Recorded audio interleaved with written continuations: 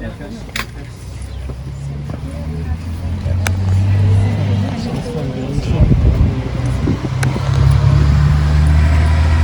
you can walk slowly, so I will explain you where we are. We entered from the east gate over there, you see. And just there on the left-hand side was the State Agora. Here was the Serapis Temple. There was the harbor, just 650 yards far from the Great Theater.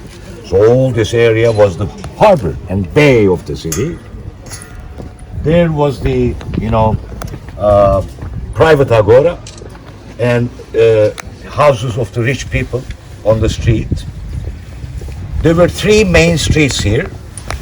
The first one was starting from the Boulevardarion, the small theater up there. Look to number 6 there. To the left side of number 6, you see a small theater. This is a Roman Boulevardarion and Odeon at the same time. From there down to the Prytaneum, and then that street was called Curetes Street. Curetes were priests dedicated their life to Artemis. They were circumcised, and then they never married, and all through their life they served Artemis. Circumcised or made eunuchs? Actually, eunuchs. Good point. And actually they were, what do you call it? Castrated? Castrated. That's right. That's the word. Castrated they were. And that street starting from the Prytaneum down to the library is called Curetes. From library to the theater, that street was called Marble Street, the second big street.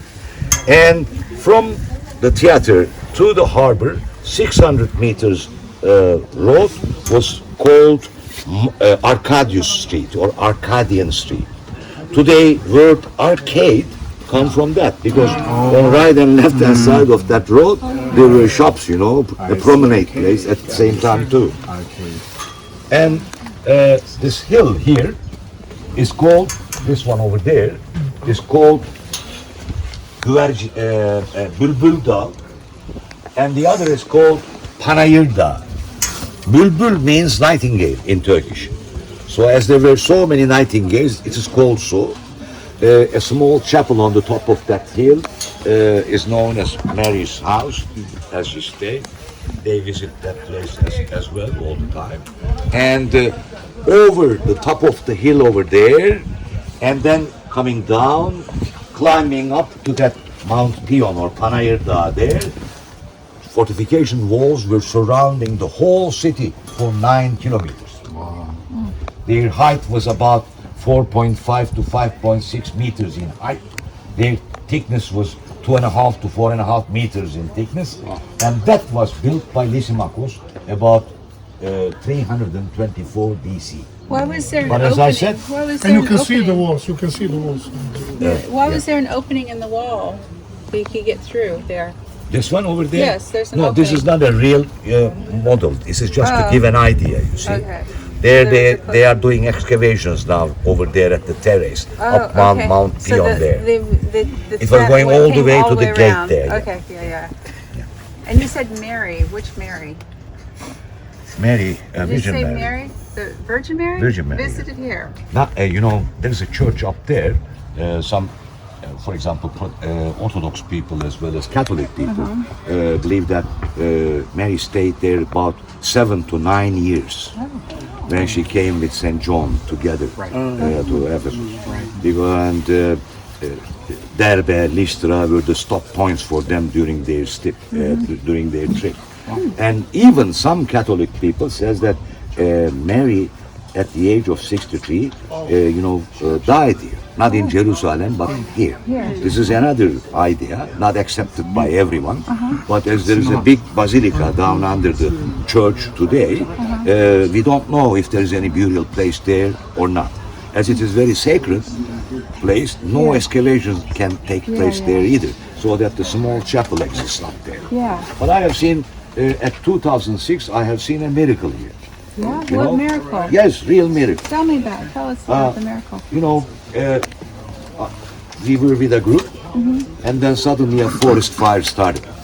Because some farmers, it was a windy day, some farmers were burning the, dried bush and waste that they were going to throw out. But due to the wind, it spread very, quickly. We were planning to go up there, but the whole road, because all that area was forest at that time. And we couldn't go because the street was all closed, and the people already arrived to the top. They were saved by the military, by helicopters. But that fire came about 6-7 meters to the church up there, and then the wind changed. It just changed. And it was protected. Perhaps due to that, 4 popes, or 4 different popes, visited that place. The last pope as well. So it is a sacred place. And you were here. And you witnessed. Yeah, on that day I was here. I've seen, because in our program we should go there. We couldn't due to the fire. Where are we standing right now? Where are we standing? We are standing. You see number 6 Can I there. just send you a few details? That's where we're standing. Okay. You know, those brothers are not most likely. It's clearly everything else speculative. It's those brothers were the sons of Joseph from the first marriage. His stepsons to Mary. Okay, so this explains when Jesus was on the cross, he entrusted Mary to his beloved disciple, because Jesus knew that his half brothers would not take care of her. But it's very interesting. If you go to the upper room, who were there among 120 people waiting for the Holy Spirit? They were Jesus' brothers. And James, that wrote the epistle, was Jesus' half brother. Okay, so according to the Christian tradition is, when John moved here to Ephesus, he brought Mary with him. John, which Everything else is Christian tradition, as Mr. Attila said. But they evidently dwelt here. But everything, Christians, they try to find place everywhere. It becomes tradition, and we are not sure about that. But this was the home city, John, and with Mary that was here. Actually, this was the, let's say, a jumping board for Christianity to Europe. Because this is the harbor, the main harbor for the ships to go out to Aegean and up to Greece, etc. Evidently, St. Paul traveled from Alexandria Troas to Greece, but all ships were going from here. St. Luke was here, Lucas was here, St. John was here. Many of them have been here. Many of those apostles have been here. And So Mr. Attila, I don't know, on the way from the theater, when we are going to the Temple of Artemis on that road, somewhere, this is outside, sir. yeah, it's there, yeah. So, but somewhere between, that is that famous Christian church Double that had the Council of Ephesus. It was in that church that actually Mary was pronounced to be the Mother of God. But it's very interesting is, in the city where there is Artemis, who was Mother God or Godmother. Artemis. Yeah, it was there. That in the same city, Mary was pronounced to be the Mother of God. Well, this is where they were saying they got upset with Paul and they said, Artemis, Artemis, Artemis. Yes. Artemis. Yeah. Sorry, Mr. Attila, just want some biblical perspective to it.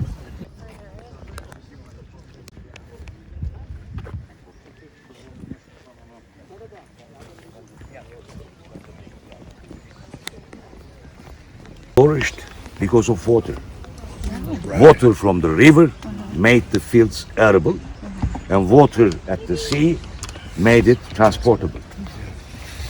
And but the same water from the river caused and brought its end as well, carrying silt all the time.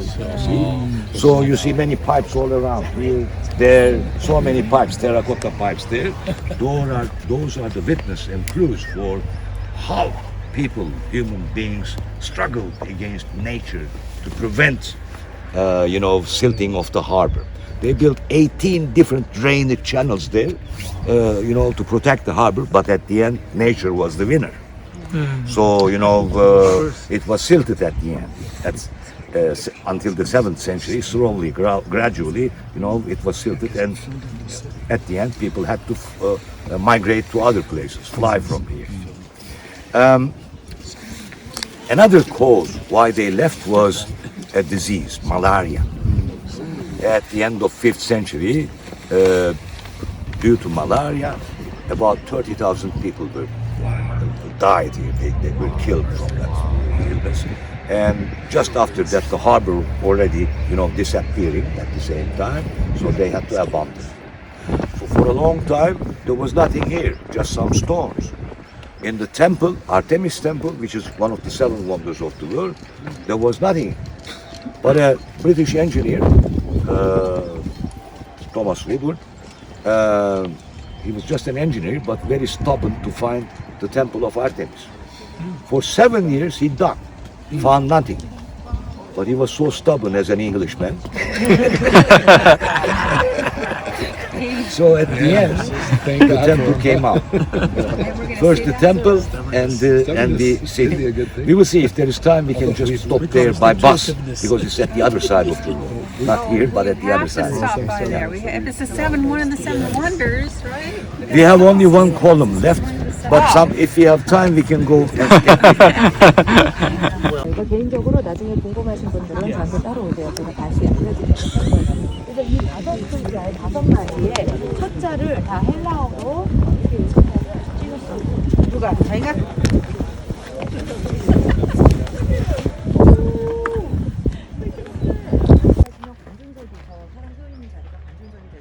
그리고 밑에가 무대가 됩니다. 그래서 살짝 한번 보시고 나중에 여기 그 오대원 들어가는 입구에 십자가가 있죠? 네, 십자가를 겉으로 할 수 있다는 거는요. 나중에 기독교 공인된 이후에도 사용하는 흔적이 있다는 거예요. 자, 그래서 들어가서 보시고 저희는 저랑 갈비분이 있을 거예요. 그래서 요 열두거리를 찍고 요 오대원을 안으로 들어가서 찍고 요 안에도 공간에도 필요한 공간이 들어가 있어요. 생각보다 허브가 있어요.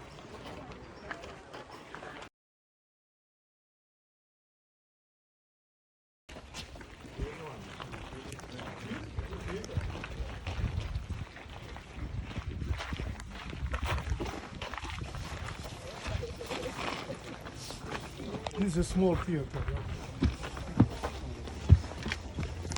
Is this here when you were here? Probably. Well, no, there's probably been more excavated. Right there. Yeah, what is it?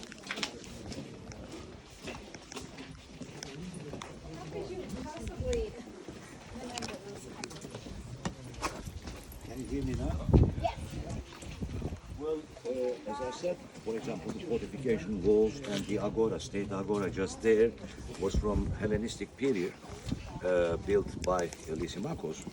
Most of the city that you're gonna see now is from Roman ages. For example, this was a bouleuterion, actually a multi-purpose building, built at 140 AD by a lady, Flavia Papia, who was the wife of one of the richest people in the city, Medius Antonius. He was also a friend of the emperor, and he was so rich, and his wife let this, bouleuterion to be built. I said multi-purpose. The first purpose was a bouleuterion, boulless parliament, let's say, as we have seen in Aphrodisias. The second purpose was a music concert hall, a dancing performance hall. The third purpose was quite interesting. You see, there were festivals 8 times a year in Ephesus. And the Olympics already started. The Olympic races started already at 776 BC in Athens, in Greece. So in those Olympics, which were held in every 4th year, most of the successful sportsmen were coming from Ephesus, from Ionia or from Ephesus, because there are many, stones with inscriptions giving their names and their, degrees, what they got in what field, this all we know. So in Ephesus, after each festivities, competitions, the prizes were given here as well. So the third purpose was to give the prizes after the festivities, competitions as well. It could, when it was working as a bowless, meeting hall, then up to 600 people could come and sit here and discuss the matters. When it was a music concert, and then 1,400 people could get in and sit in that place. And for the dance and other performances also, the maximum amount was above 1,400. Wow. But what makes this place interesting is, in such a wide, big place, usually there were no roofs, but this had roof as well. There was a wooden structure, and then up above the wooden structure, there were the bricks covering the roof, so they could make their meetings even under rain as well. And it was, originally it was all marble indeed, but by time people just took them and used again in some different houses and buildings, so only the ones down under the soil now visible to us as it was. But originally, everywhere, starting from the pro stage, the stage building, all those seats, they were made out of marble, and all that rainwater coming to the roof was drained right to the drainage and sewage channel here. You see, it's still down under, there is the channel for the drainage here. That was why it was interesting here.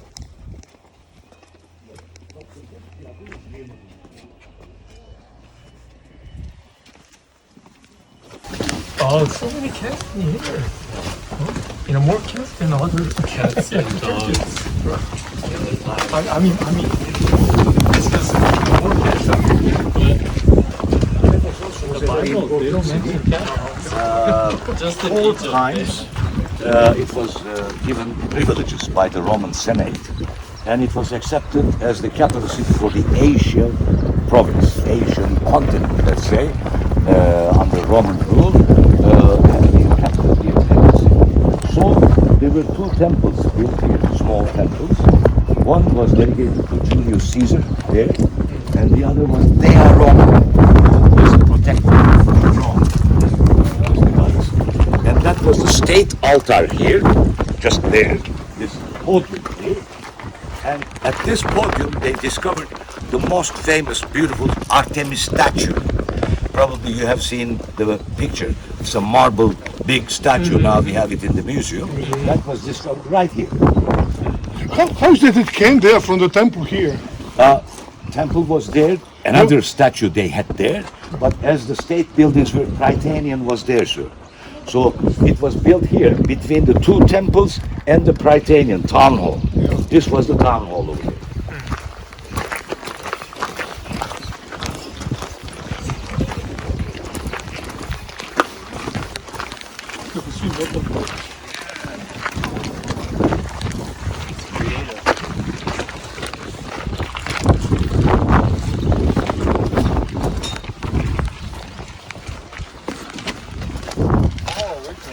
Yes, you see only two columns, Dorian style columns right ahead of us.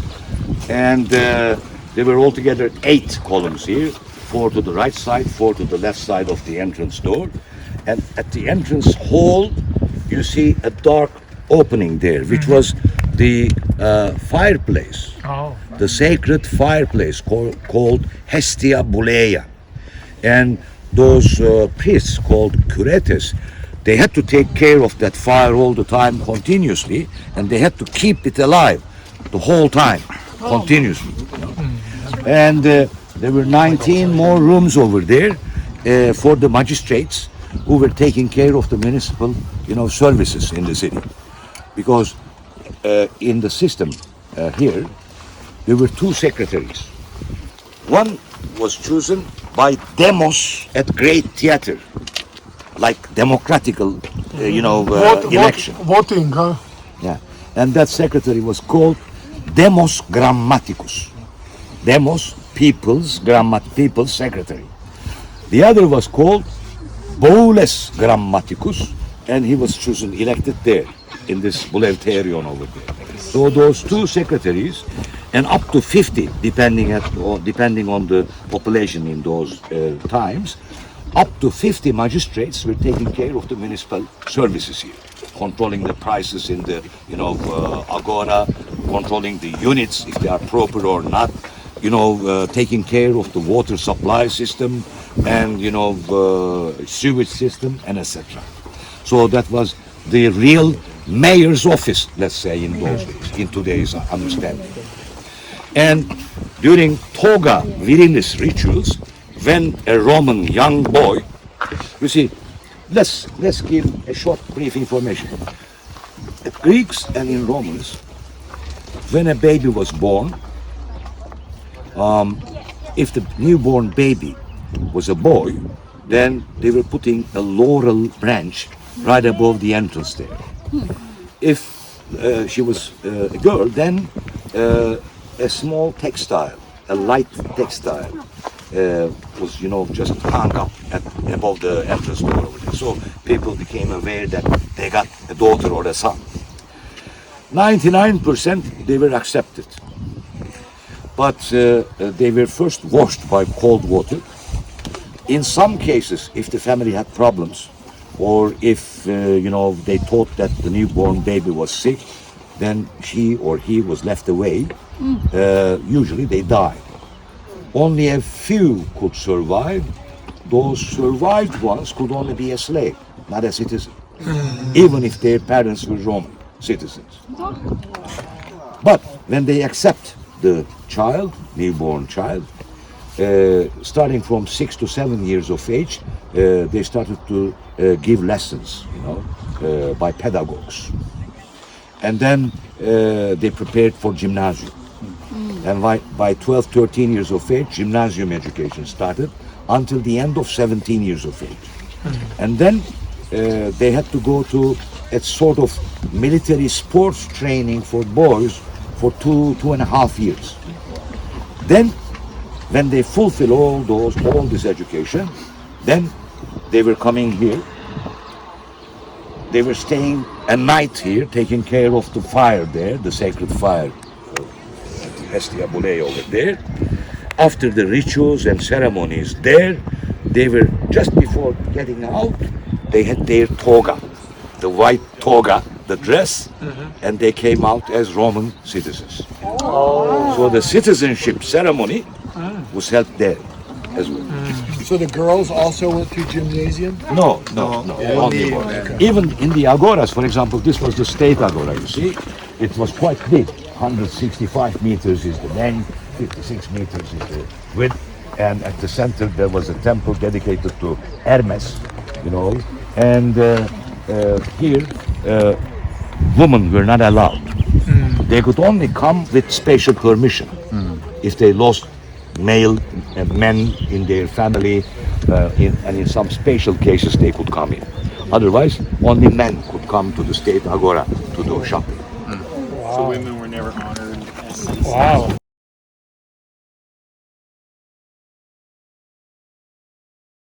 Or some special days, they were building a light tower here. You see, that's the tower, and it was fixed by using chains, to those rings over there. And the temporary light tower was put right here, as I stand.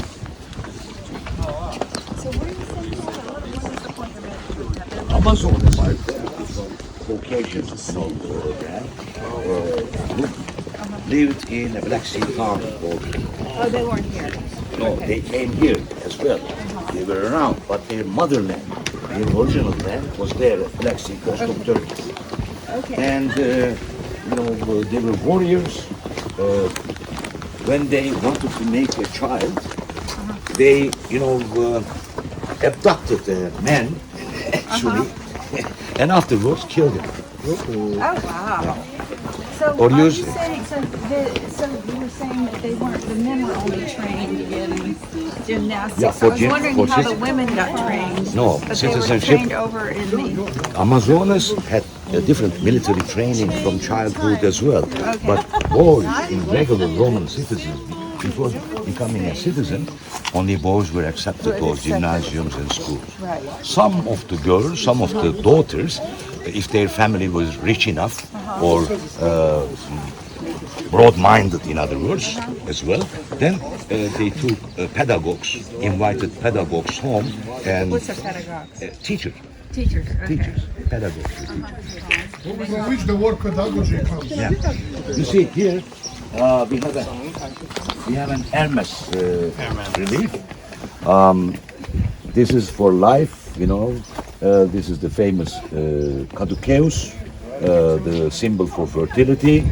And as he was the messenger of Zeus, he has wings, you see, here at the feet. And sometimes, you see, he was the protector of all merchants, trade in all over the world.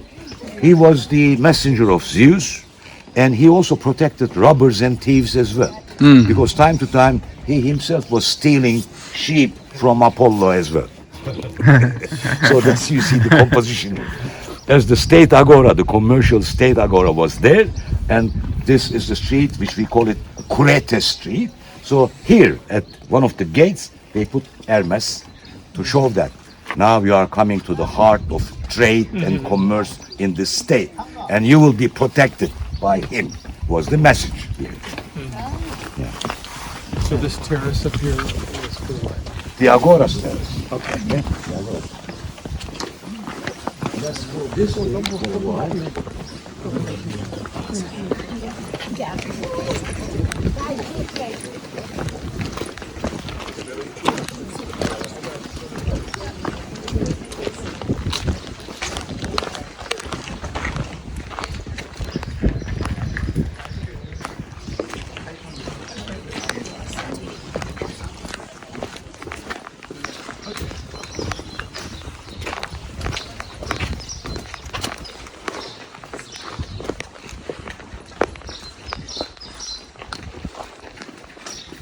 Is this newer? No. Newer archaeological dig? No? This one was built at 1st century AD. I know, but was this developed 20 years ago? Discovered. This area? Oh no, this was existing Because I here. don't remember this. It existed. Even 30 years ago, 35 years ago, it was existing. Oh, it was? Yeah. Okay. The Celsius Library restored, Trajanus Fountain restored, but this is restored as well. This, fountain over there. But the foundation platform of Domitianus Temple, as you see now, was standing here. Yes, that was the temple dedicated to Domitianus, who was quite a cruel emperor, as we all know. And at the end, he himself was killed by a slave. And after his death, there was a big statue inside. This is the platform for the temple that they built. So to raise the temple, in other words, to make it visible, first they built 2 stories of walls to carry the temple above. And then at the center there, they built the temple with 13 columns on the long sides, and 8 columns on the short sides, as it was in Aphrodisia's temple yesterday. And it was Corinthian style indeed. And here outside, there were the reliefs of gods, goddesses, emperors, empresses, etc., decorating the outside stoa of it. But the real temple was above that platform, just at the midpoint over there. And there was a big statue of Domitianus. Fragments of it is exhibited in the museum. He was not a popular man, not beloved. So they made the statue as an ugly man, actually. Quite an ugly man. Yes. By the way, Domitian was the emperor of the time of the Book of Revelation. Is under him the John was banished to Patmos.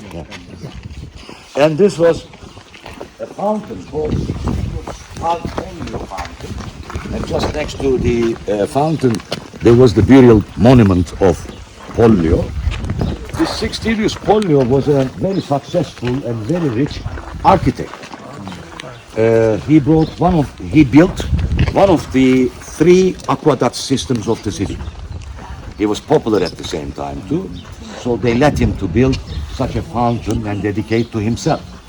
And there was a pool in front of that semicircular, wall, and just front side of that wall was full of reliefs, like statues over there, telling us the story of Polyphemus from Odysseus, from Homeros. According to that story, Polyphemus was a Greek captain sailing at Aegean Sea with his crew, but suddenly rain started, which turned to a storm, and their boat sunk. So they had to swim to the nearest island. But that island was dominated by one-eyed, single-eyed giants.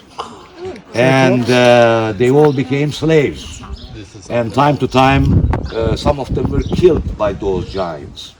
Polyphemus told what to do, and at the end, he said, let's make wine.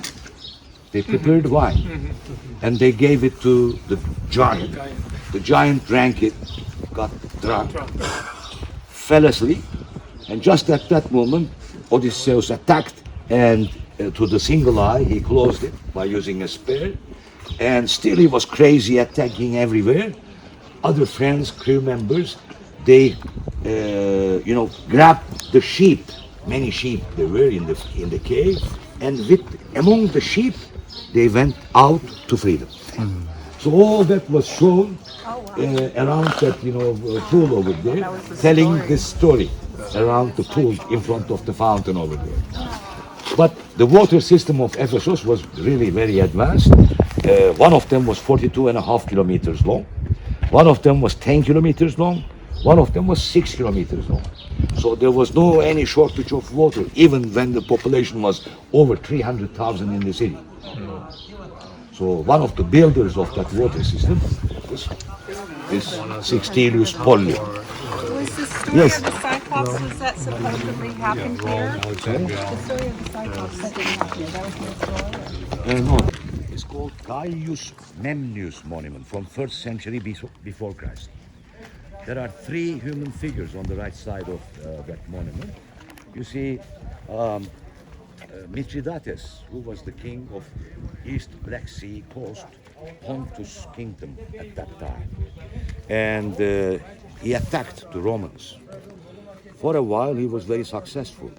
He took over Ephesus as well, and 60,000 Romans were killed by him. And at the end, Sulla, the famous general from Rome, came here, defeated Mithridates, and Ephesus became free again. So, and his son, his grandson, they were born here in this city later on. So this is a monument dedicated to Sulla, his son, and grandson, Gaius Memnius. So all those three figures, there you see, represent those three generations.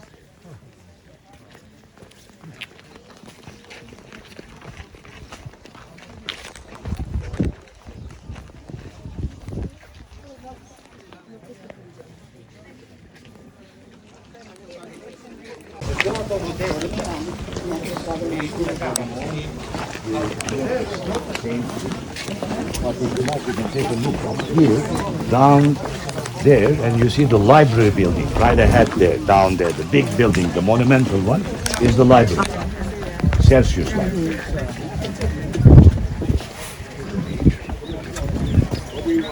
This is the one that Pergamus was rivaling. This was the third largest one in the world, but this is restored, and now we visit. Pergamon, unfortunately, destroyed.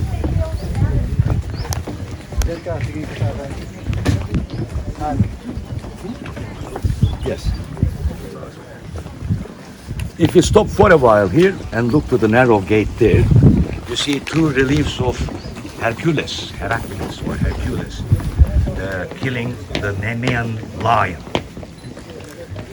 Originally, this road was allowed for chariots, for horse cabs as well, but the population grew so high that time to time there were accidents. So then, after a time, after 4th century, this road was allowed only for promenades, only for walking. No chariots, no horse cabs were allowed anymore. For them, they built another route up there, going behind Serapis temple and down there. So this became only a promenade road. And they put this gate there, showing Heracles to represent the power of the state, power of the empire as well. On the right side and left side, there were many small shops, banks, selling tickets for the short performances as well. And in front of each column, there was a statue base and a statue on the top. Many of them, unfortunately, smuggled out. We have some in the museum. There is one here.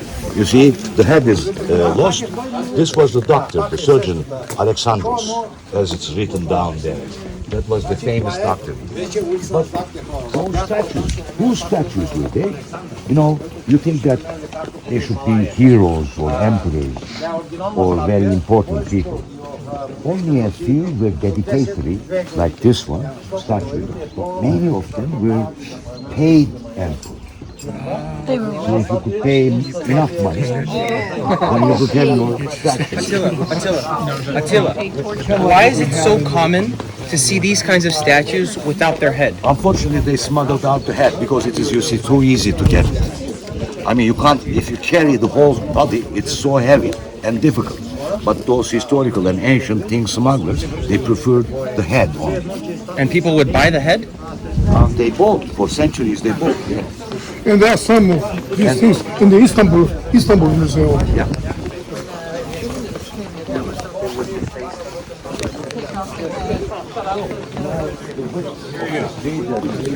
Getting wider, and it's about a little over 7 meters, marble pavement, and you see some dots on some of the marble plates on the pavement.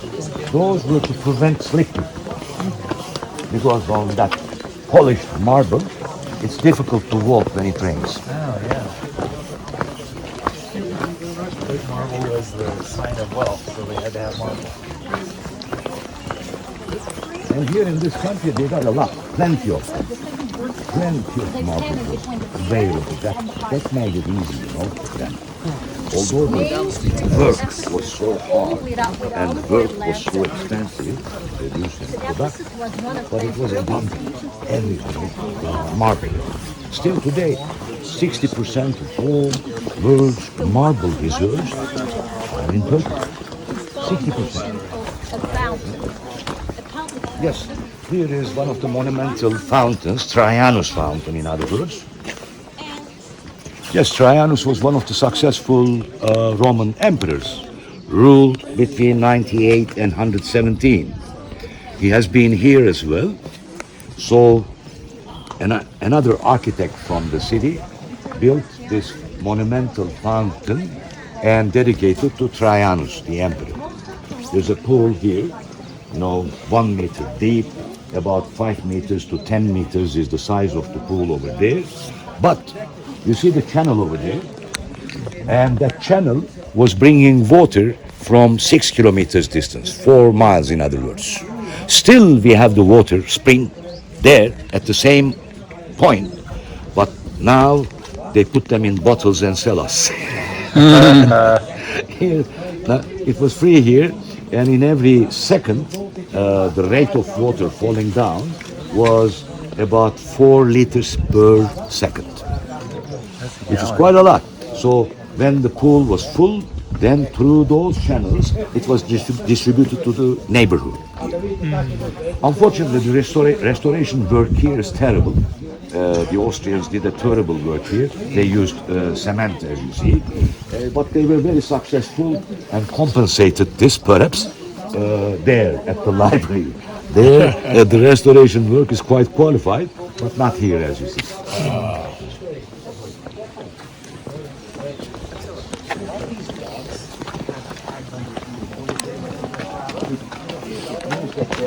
Their installations are taken care of by the municipality, but they are fenced by the neighborhood. There are no one's pets, but neighborhood people. So they don't get feral or anything like that.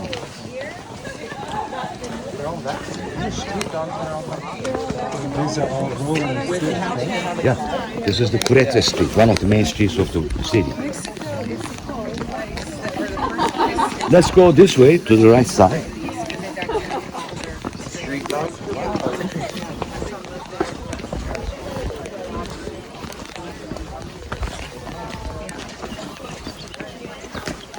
The Greeks feel like those in Asia Minor were like cousins and they were close. We felt close to the Sorry, what? I didn't understand the question. Did the people in Asia Minor feel closer to the people in Greece? Asia Minor, Greece had Well, there were many migrations. The first migration is from Asia to Greece. That's 3,000 years before. Even before there were migrations. And after Bronze Age, sometimes there were people migrating from Egypt, Asia to Greece. For example, Creta, the island, Cretan civilization, those people were not from Greek origin, but from Asia, actually. King Minoan, they settled there by migrating from east, from Asia. But when Cretan civilization came to an end about 1400 years before Christ, Mycenaeans from Greece, they came and settled there at Creta, and then until the Trojan War they were there. But after the Trojan War they started to migrate to Turkey as well, today's Turkey. But then if there was a political struggle or problem, like Persian invasion, let's say, then people moved from here to Greece. I said before, you see, Ionian philosophers' educational system first flourished here in Ionia. But when Persians came, they had to escape somewhere else. Where they went was Athens. So they gave a great, emphasis for the beginning of the classical period in Greece. So, there are, counter-cultural effects. Sometimes it's like a pendulum, you see. Sometimes things affect from east to west, sometimes west to east. Those who are clever to choose to take best from each, then they improve their civilization, actually. Yeah. Well, now we are in a Roman bath. This was built at 1st century, again, even 1st century BC. But by the time at the end of 4th century, it was almost under ruins. So this lady called Scholastica, she raised funds for the restoration of the bath, and it was restored and almost rebuilt again. That's why today we call it Scholastician baths here. This is the apoditerium, or in other words, dressing room. People were getting in there, and then in those niches, there were, rooms, small niches. Then they were taking their togas off, and fully naked, they were proceeding in. Let's see what they were doing.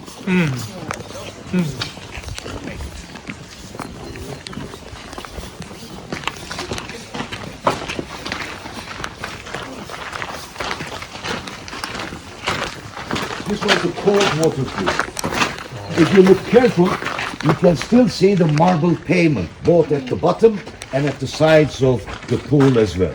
Everywhere, the floor that we walk now on, the walls that we look at, they were all paved with marble in those days. Marble paved. Was this a bath for men or women? Sorry. Was this a bath for men or women? Which? Now I will tell you how they were used. He's asking them questions.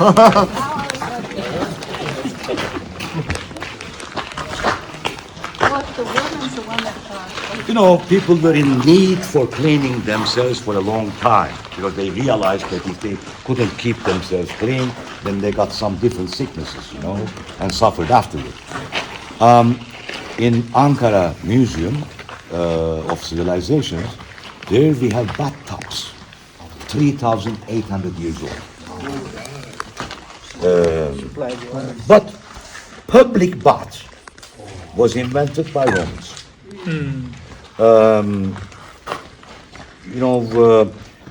Romans were building big public baths for citizens' use indeed, and it had always different sections. This first section was called apoditerium, dressing room, and then this is the destruction room. That was the calidarium, warm water pool. Behind was the luke water pool. and then the cold water pool over there. Men and women were not using at the same. Usually from dawn to 11 a.m., quarter past 11, it was reserved for ladies. When ladies' time was over, then some boys with bells in their hands were running around, called titinabulum, announcing people that time is now for men. So they were coming.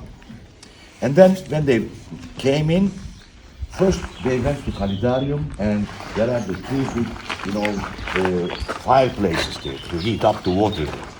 And to the room close, they were staying for a while to get their body warm, and then they were coming out again. Soap was invented about 7th century BC from olive oil and Daphne, laurel. They were making good soaps, but they were expensive. So ordinary people were not using soap, but they were coming out, and then olive oil. Less acid olive oil was put all around the body, and then very tiny sand, filtrated, very tiny sand was put around over the olive oil. So they were getting in again not to the pool, but to the warm room, waiting until they sweated, and then came out again, and then there were bronze items like sickles called strigilis. Then they were, brushing, taking out, scrubbing, and then they could go into first to the warm water pool, and then to the luke water, and at the end to the cold water pool over there. So this was the general, process in a Roman bath. Women and children were not paying anything. Men had to pay, but it was very cheap. It was just chalkoi, copper coin, so it was not costly indeed. As an average, we know that a Roman citizen was using once a week the baths. Only very rich people had their own, baths, not as big as this one indeed, but their own baths. Usually they used those public baths. So, actually all this, wall was paved with marble plates. Okay. And behind, not here, but there, behind those, column-like places, there are pipes going out to take the steam from. You see, I didn't give the information, but if you look there, there was a man called Sergius Orator. He invented a system which is called hypocaust system. Hypocaust. At the fireplace, they fire wood there, get the water warm, but steam and smoke coming out were not let up directly. Instead, it was let down under the floor To warm the floor. because the pavement was raised up above brick columns. So even in winter, they could walk on marble plates.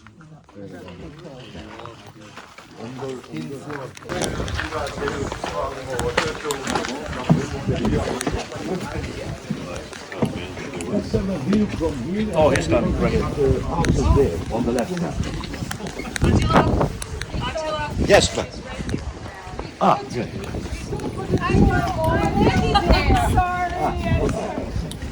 We want to see the baths here. Yeah. No, I was looking for Sandy. I wanted to see if you somehow can see the cave of Paul and Thecla. But they are already there in this first century house. Look at this. Oh. What is this building? The library, famous library. Marble Street, all the way from the library to the Great Theater. And on the other side of the street, there was a stoa, a colonnaded passage built under Nero, the emperor. And just behind, you see pine trees there. That huge area surrounded by colonnades and shops, which had 2 stories, was the private agora. Private agora. Yeah. So there, all sorts of trade and merchandise were permitted. But we got a lot of information about those days, salaries, prices, units. So even at 4th century BC, there was inflation, for example, in those days. No inflation. And the salaries of the labor. I mean, for example, the most income, the highest income, was paid for artisan people, like mosaic settlers, for example. Textile dresses, fashionable dresses, were expensive as today. I mean, if it is brands, indeed. So, yes, I can give later what was the cost of meat, fish, but usually the lowest income taker, labor, could buy half a kilo meat by his income. Not much is changed, actually. You see, that was the private agora. You see the Celsius library built at 115 to 130 AD, and that was the third largest library in the world. The largest was Alexandria, the second was Pergamene, and the third was here. Here they got a big reading room as well, and it was built by the son of the famous person who was a senator, a consul in Rome. So his father's burial place is there in the library as well. Library and the burial monument, let's say. And there are women statues there. Each has a name. For example, Sophia, Arete, Episteme, those represents knowledge, wisdom, true justice, So a sort of enunciation, a sort of advertising like that, The message was clear. If you come here, you will be more wiser, you will judge better, and so on. That was a drawing thing, to the library, just at the heart of the city. So this area over down there was the heart of the city in the past days. And on the left, down under that roof, which we're going to visit now, were the houses of the rich people. 4,000 square meters it covers, and there were 7 residences inside. The floors were paved either by marble or mosaic. Walls had frescoes. Furniture was made out of mostly ivory. There were ivory seats there. Very expensive, yeah. Marble, desks as well. Decorated, big, beautiful site, dominating to the city. In summer, it is over 100 degrees here. So there's always a little breeze from the Aegean Sea up there. So this is the coolest and the central part of the city in Ephesus. And only 7 families live there? Well, they were the richest actually, because some of them are really big. When we go in, you will see. Ordinary people, they lived outside and they couldn't afford here. But you see them. Well, my question is that in a city of 300,000 people, there's only 7 families that could afford that?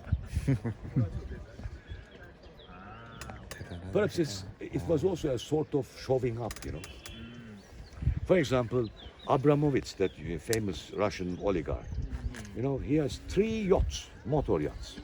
One is 163 meters, another 130, another 140. In one ship, he has 70 staff, crew members. Why? Why? We don't know. Why do they do that now? So Cleopatra, would she have come down this marble street? This is the Marble Street here. From here to the Great Theater. Is that the street that Cleopatra would have entered the city? Exactly. She entered from the eastern gate, Magnesia Gate, had a parade with a big crowd with torches and etc. And then turned from here to the Marble Street and then to Arcadius Street to the pier, where she met Mark Antony and the Egyptian fleet there. 200 pieces, 200 ships there from Egyptian fleet were there. So she gave them under the command of Mark Antony. But 2 years later, they lost against Octavianus, as you know, in Actium. and both of them died.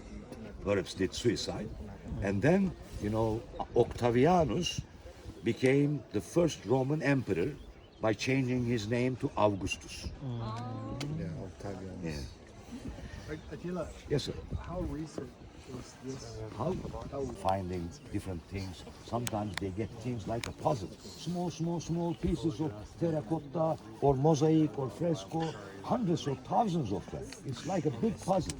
So they are classified, analyzed, and then put together, and the work still goes on. Actually, 15 years ago, this was not even in the itinerary if you were coming here to Ephesus. Well, now let's.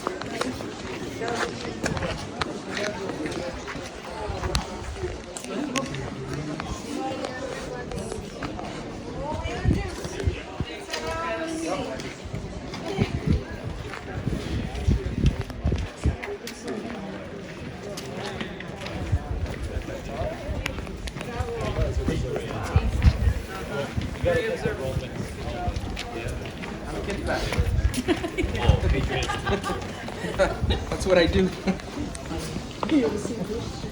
Oh yeah, that's a big part of the job.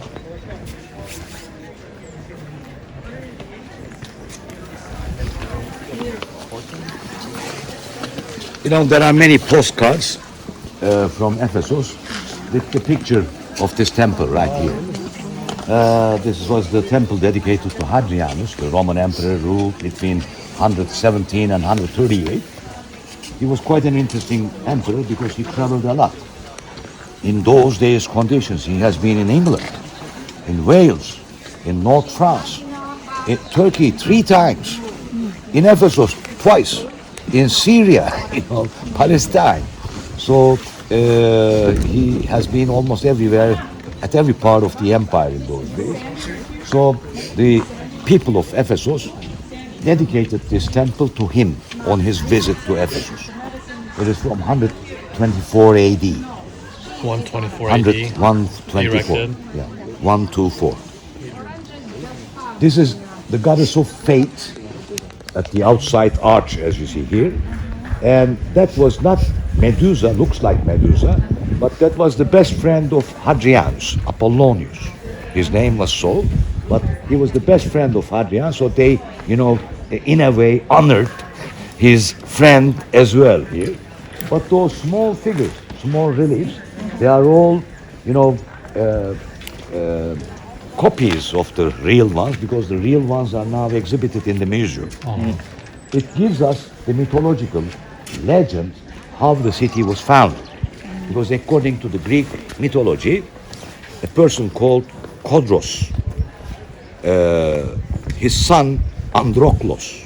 Kodros was a tribe leader in Greece, and his son Androklos wanted to establish a new city somewhere else outside. And then he went to the oracle, and the oracle said, wild boar and fish. Wild boar and fish. So they started to think about it, what it could mean, and they camped somewhere to the north of the castle, as we have seen from the bus. There was the river there, bushes, dry bushes as well. The soldiers caught fish there. They wanted to fry it. When they put the fire, the dry bush started to burn. Then they understood, and then a wild boar just escaped for his life when the bush fire started. So then the oracle's message was fulfilled. So they established the city here in Ephesus. So this is the story.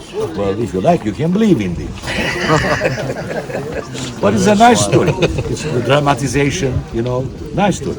So, for example, there is the wild boar, for example, and Androklos on the left-hand side. You see Hercules there. You see the Nike, the victory angel. Those women there on the right-hand side are Amazones, you see. Those are Amazones. Just right side of Hercules, you see Amazon woman there.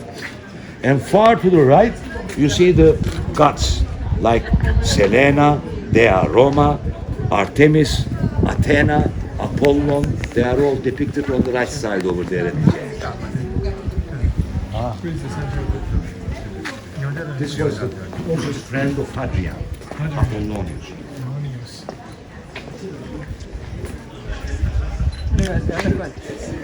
Yeah. It's been a battle or something. Where's the boar? I don't see the boar. Maybe it escaped the fire.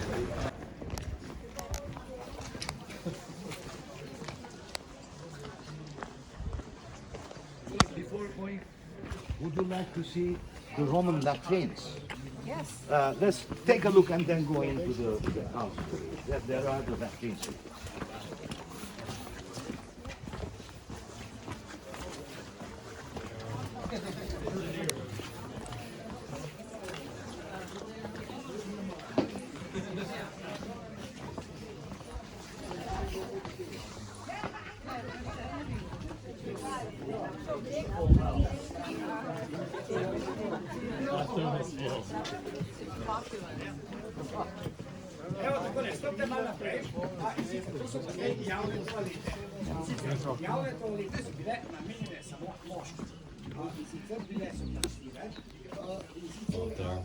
Yeah, we can go this corner if you like.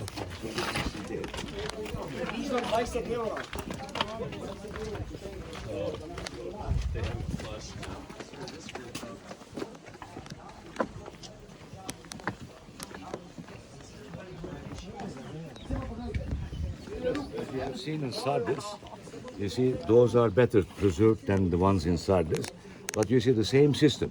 You see the seats of the restrooms, you see the clean water channel just in front of them, and below each seat, about 6 feet below, there was the sewage system, always running with high speed, so anything dropped was disappearing immediately. And the walls here, there was a roof indeed, but the side walls were not reaching up to the roof.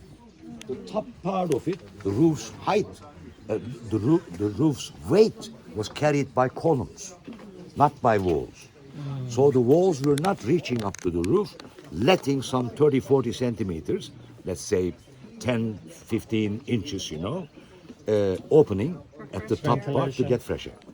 This was the fountain and the small pool as a decoration too. And yes, people were using at the same time, but depending on time. For example, when it was the woman's time for the bath, then they could use this place.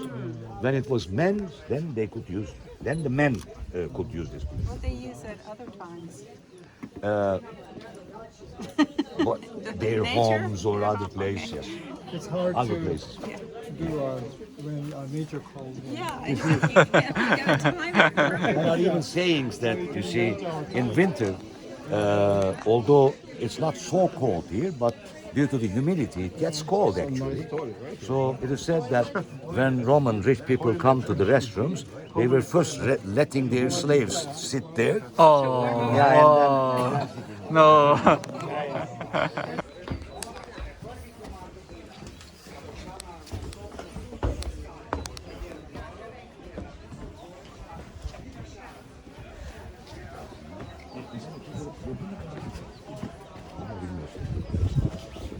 İki Amerikalı böyle bir tip mavi ve bir mavi.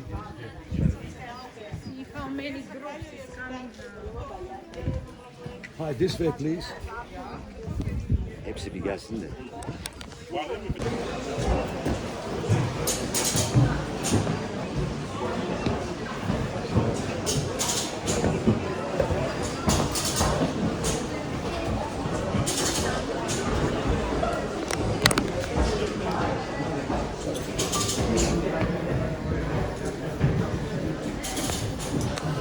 Wow, original floor. Look. Wow.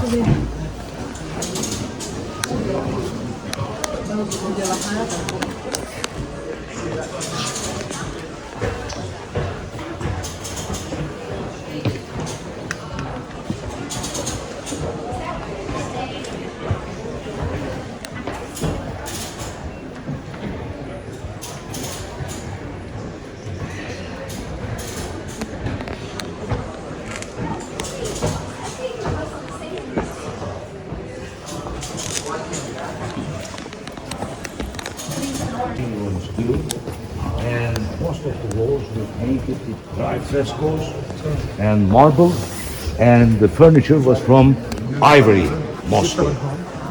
Yes. This is one.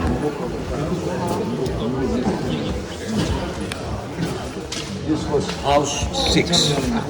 The other part was house 7. And then up, there are 3 terraces here. The second floor, we have the third, the fourth, and the fifth houses. And on the top, 2 more. So altogether, there were 7 residences here, built in different phases, in different periods. But most of them had a courtyard, a big meeting or feasting, festivity room, let's say. Some had baths, small baths. Their kitchen was at the entrance floor. Their bedrooms were up at the second floor. And they were highly and richly decorated with frescoes, mosaics, marble. Furniture was either from ivory or marble. Not too soft. Yeah. Nothing soft. Yeah, let's go this way. So this is for the dignitary. Please, I would suggest Only to for you, as the you're walking, 7 pay richest attention. family in You the walk city. on the glass, what is beneath there. Usually people don't pay attention to that because This is really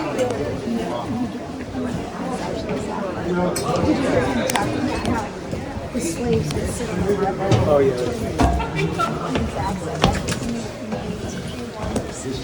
This hall is called Basilica because it looks like a basilica, a huge salon,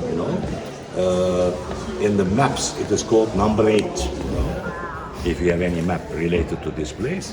And you see there's a big apsis there, a huge one.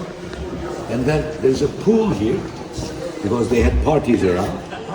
And you see the music. There were muses for art, for tragedia, for commedia, for music, tersichord, for example, aules, for example, for music. So they were decorating, you see they have pictures there, drawn, the muses. So it was giving a nice atmosphere, and they had a meeting around the pool here. Probably they listened some music as well. Or they had a party around the pool too, in those days. And a huge, high, 8 meters high, roof over there. This is one of the big halls in, the facility.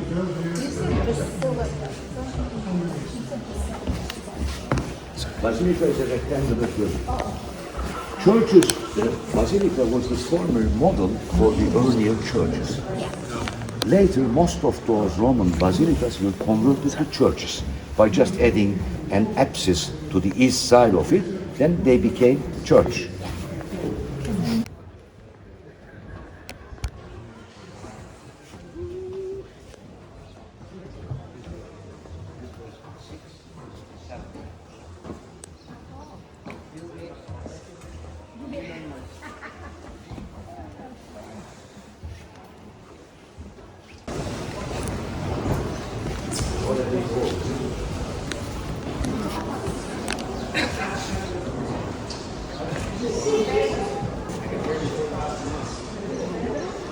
Well, the colors were obtained mostly from,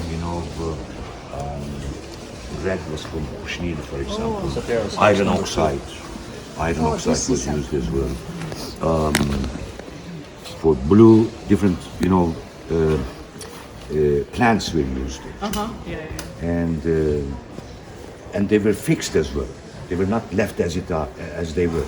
I mean, afterwards, they were obtaining some ingredients from oak leaves, boiling them, and then walnut leaves as well. And they were using this material as a fixative over the colors, so that it could, help keep quite a long time the tones of the colors there.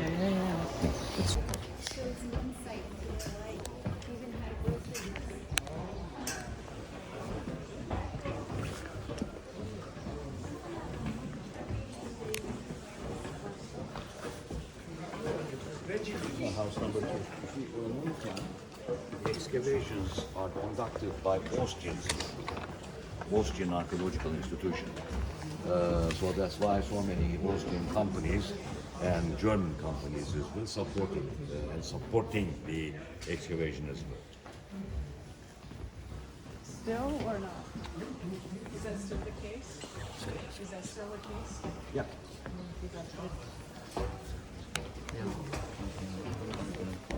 They have Dionysos, you see muses of Apollo, we have seen down there the meeting rooms. They were all decorated with mythological sceneries or stories or, goddesses, sometimes Artemis, for example, Dionysos, for example. They were decorating the This was wall. like bedrooms or? Yeah, there were bedrooms, one above the courtyard, one floor above the courtyard. Okay. When you see the courtyard, then this means that there were no bedrooms at that floor. But one above, there were the bedrooms. Yes, they are all. See how it's still paintings down left. And only 7 families living in all of it. And we go up, you see better mosaics and frescoes.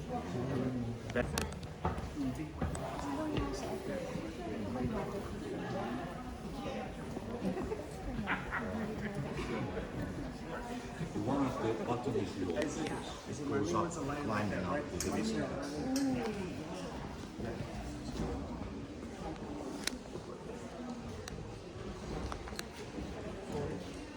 There was a mill here. There was a mill here to support flour for the people here. So there was a special mill here.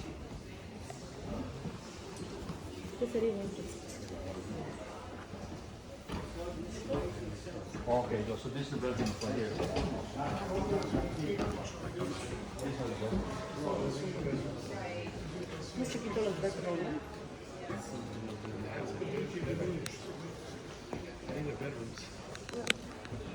Mucho más razón tenían que poner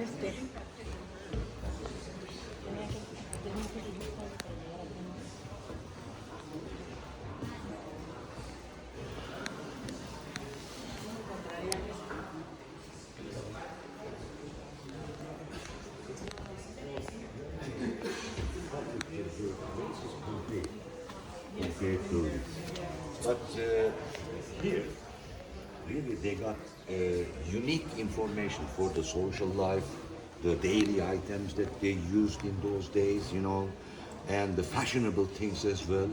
And from the different faces, they could also analyze their economical situation as well.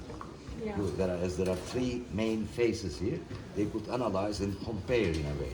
So this was a treasury for archaeologists to understand the 3 centuries of the Roman, life. You mentioned marble. There's a well there because it's higher than the other place, so there's a well. Yeah.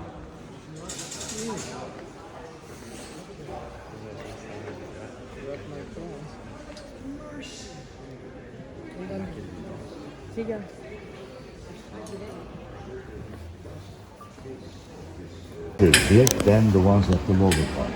So those were from the beginning of 2nd century AD. 120. This is the courtyard, and around the courtyard there were the kitchen, dining, and living rooms. And one floor above, as we stand here, were the bedrooms. But you see the mosaic work, marble work, and on the walls there were the paintings. Some of those paintings are in the museum. For example, there's Artemis, Socrates, the philosopher Socrates, Artemis, muses. Those ones can be seen in the museum. But some are left here. So they have a painting. Well, it was a metropole city, sir. One of the 4 largest cities all over the world in those days. And it had a big harbor as well. Temple of Artemis, which was the largest in the world, drawing people there here as well. What's the time period from when it it filled up with the silk of the. Well, the silting started already at 2nd century, but by building 18 different drainage channels, they slowed it down for a while. Yeah. So it was all the way under process, but slow. Yeah. So by the end of 6th and beginning of 7th century, then the harbor was lost. But the others, we know, due to the items found here, some bear seals behind, so we know. This is Trajanus and his officers holding the horse, and those are Parthians. They are making discussions whether they could make a peace or not. But then peace was not available, and the Parthians were defeated by the Romans. So this is a victory panel decorating the seat of the rich person who was sitting over there. Exactly. Made fully out of ivory. The real thing is now in museum. It looks like he's wearing pants, huh? The only ones that the Romans were afraid of. kingmaker. For the party? Yeah. Interesting.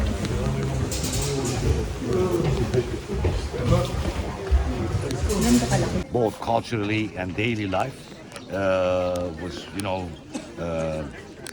focused here. If you go behind that library, there was a big temple dedicated to Serapis, Egyptian goddess. And the trade route for chariots and horse caps were joined behind that building to the harbor road over there. Because this road became only for walking people, as you know before. And on the right hand side, you see 3 arches. Those arch gateway was the entrance to the private agora, built by 2 slaves, Mazeus and Mithridates, during Augustus's period.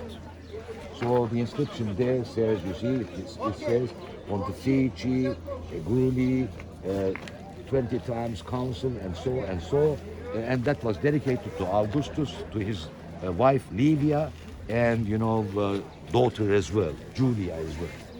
And down under, the names of the slaves, Mazeus and Mithridates, were written, as you see there. Well, those 2 slaves got their freedom after making this nice monumental gate. What do you know? The year was at 4 AD. And when you go into the agora, it's a square, 110 meters to 110 meters, surrounded by double-story shops. But the Celsius Library itself is a monumental one. There was a big reading room at the center. It had 3 floors and about 200,000, 150 to 200,000 scrolls inside. 3rd after Pergamon. Largest was Alexandria, the 2nd was Pergamon, the 3rd was here. And the burial place of his father is still there inside that library there. That's why we call it Celsus Library. Celsus Library. And you see the woman statues there, Sophia, Arete, and Noia, Episteme. Episteme meaning the power of judgment or knowledge, Areta is skills, Sophia is wisdom. So that's the advertisement to draw people, to get them in to read books, actually. So on the left-hand side, there was a Victory Monument, 12 meters high. At the center, we have this library, which is over 14 meters high. Time to time, there can be some beautiful chamber music concerts at night, which is beautiful. Oh, that's nice. So now, I think we can take just a short break. Now, 10:27. Let's have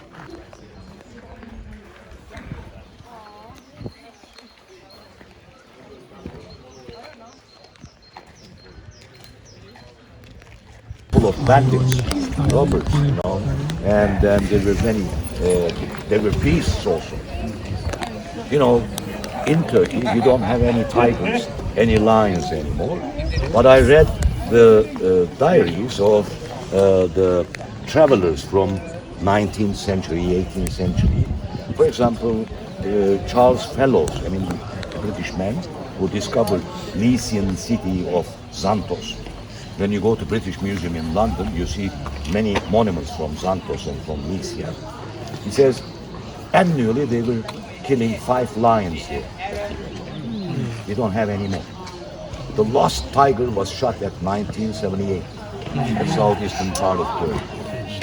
But there were elephants, tigers, lions. We have still leopards. A few families of leopards living on the mountainous areas of Turkey. But in those days they were full. So really it was very heavy and harsh conditions to go around the country. To travel was quite a difficult thing. Well, let's go and those small rooms just behind Ramco there. This part was called brothel of the city. But it wasn't. In some guidebooks you still see that, it's mentioned as the brothel. And in some stories it is said that even the first advertisement in the world was done for this brothel that we're going to see on the road later on, what it looks like.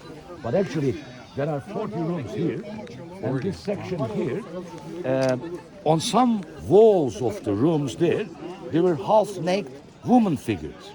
But in those days, almost all human figures were half-naked. You see? But due to those pictures there on the walls, they called it brothel. But it wasn't. It was a guest house for the officially invited people to the city. And there's an advertisement like, this picture there, but having a completely different meanings on the left-hand side over there. That we're going to see now on the road to the theater.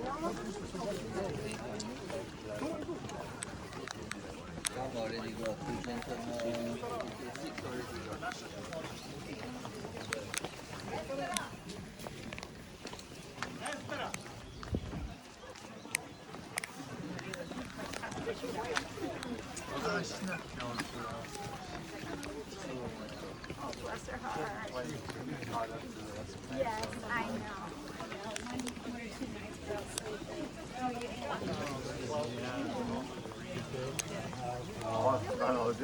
I know. Indeed, yes, they were specially charged people for those responsibilities. Yeah. You want to take your shoe off? Well, yes, when you approach to the city from the west gate and walk into the heart of the city, you should see this here. You see, there's the figure of the left leg, there's a woman head here, and there's a heart here with some dots on it. In some guidebooks or touristic guidebooks, let's say, it is said that this is the first advertisement in the world history for the advertisement of brothel there. But actually it was not a brothel, and this is not an advertisement. This means, now the left leg means at the left side. Now you are entering to a place which is protected by Tiket, the goddess. And give your heart and respect. The meaning and the message was so. But there are many other stories indeed, they can build up so.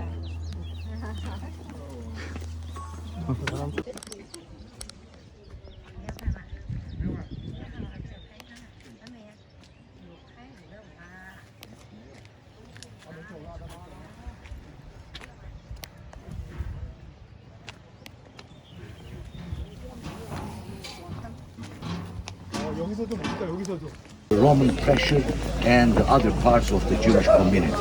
So the other groups in Jewish community, they were blaming them to be on the Roman side. But they were actually a buffer zone. Pharisees were quite clever and, cool-minded, let's say in a way. So today's Jewish tradition actually comes as a continuation of the Pharisees. The other groups disappeared by time. This I will give you tomorrow. I will give you an information as we're going to drive more than 10 hours tomorrow.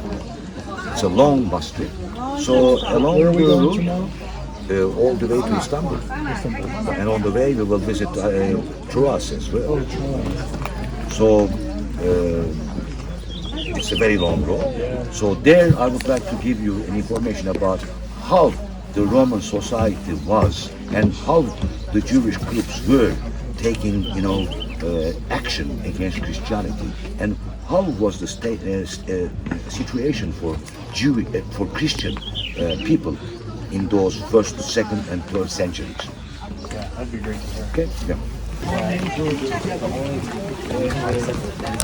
He'll give us a speech By here. Titus is because there was a rabbi, And when just an orientation information. I'll tell you later. It's really This theater that you're gonna see here I'll tell you later. is the largest one. Yeah. The only bigger building than this one is Colosseum in Rome, but it was built for a completely different purpose rather than a theater. And in the beginning, it was a late second century BC, early, first century. But in each emperor's period, there were renovations or alterations in the building. When it was first built, it was built in the Greek style, which means there was no stage building here, blocking the view of the audience, of the kavea there. And the Greeks used the topographical inclination of the hill, the slope, to put the seats on. But later on, during Claudius, during Trajan's, Hadrian's period, there were alterations, and they put the stage building here, which is quite high, 18 meters high, 30 meters long, and 7 meters, they had a 7 meters wide stage there. So they could perform everything, because tragedias especially needed a very luxury decoration. Comedias were not so, they were simple. They could use just a tent figure, and then they could make people laugh, but not tragedias. So they could perform almost every sort of theater activities here. Even Ditram. Ditram was a sort of theater performance where they had 500 people as chorus. Chorus, yes.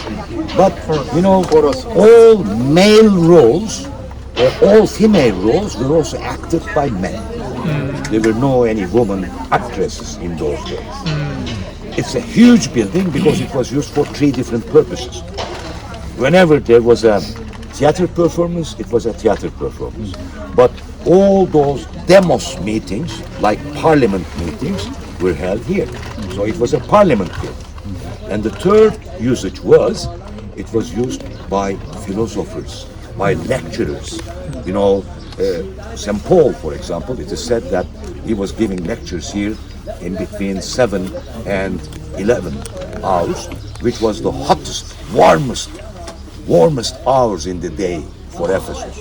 Can you imagine? In summertime, under sun, it is over 110, 120 degrees Fahrenheit here. So those hours were given him. And probably he will mention what happened here and so on afterwards. But the theater has 66 seats, had 3 different parts in terraces. Originally, everyone sat there could see the beautiful panorama of the Arcadius Street and the harbor there, the sea. So it was a natural decoration. But later on, during the Roman ages, when they built the stage, then they performed just before the stage, and their masks, their decorational equipment were all kept in the rooms of that stage building there as well. Until 1996, here they could give concerts, rock concerts. But there was a concert, Sting, the British singer Sting gave a concert, and almost 30,000 people came here. And then when they, during the music, they started to give rhythm, by their feet.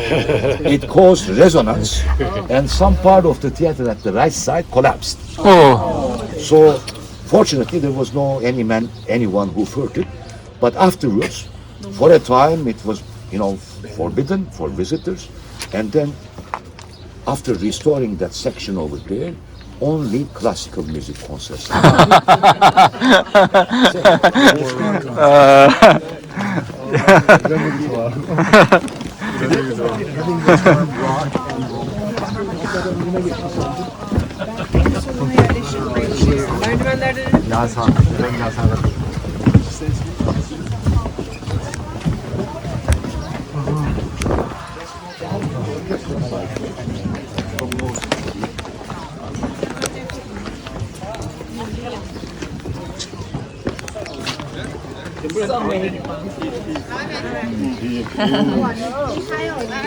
Okay, climb up.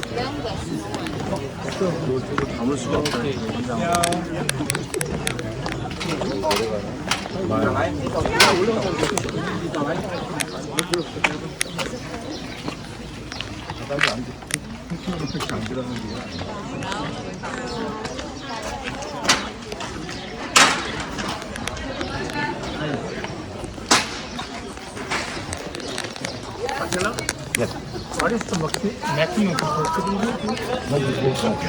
24,000. 24,000. But at the time, the rock concert was over 30,000 people. That's what they were standing. Remember, they were standing.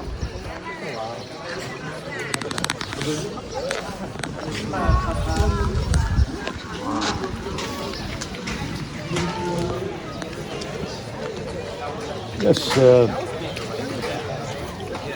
the acoustics in this theater is extremely good. I mean, even if a coin drops through, they can hear up there. The stage, all the world. By building of those high stage buildings was to improve the acoustics of the theater. Hey, never.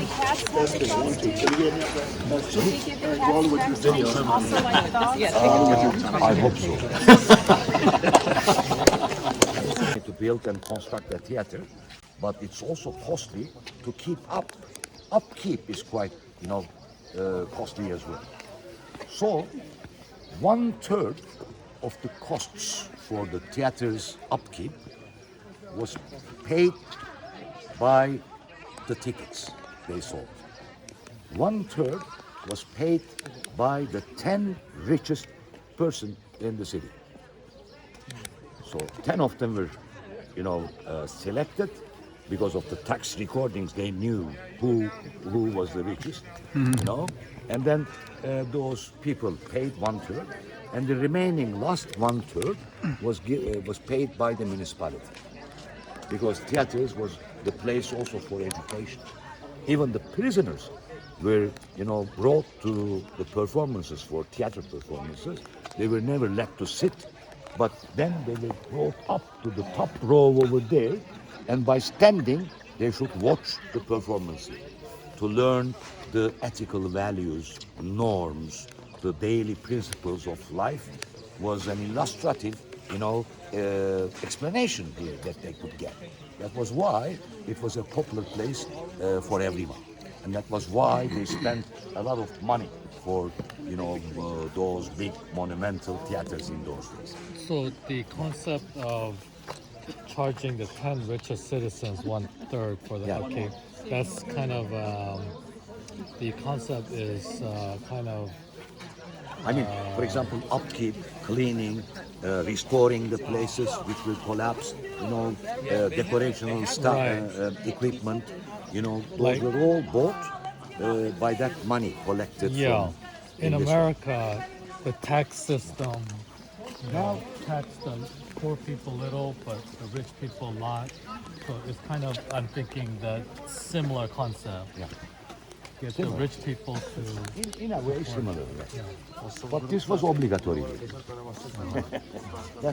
In literal way, we can stay here now for hours and talk about Ephesus. There is so much, and our really guides, they try to provide us those basic information, but my task is to see how what we see here around actually help us to better understand the Bible. By the way, do you remember when we visited Thyatira? Number of you came to me asking me, did Paul visit Thyatira? What did I say? Maybe, probably not, and we do not know.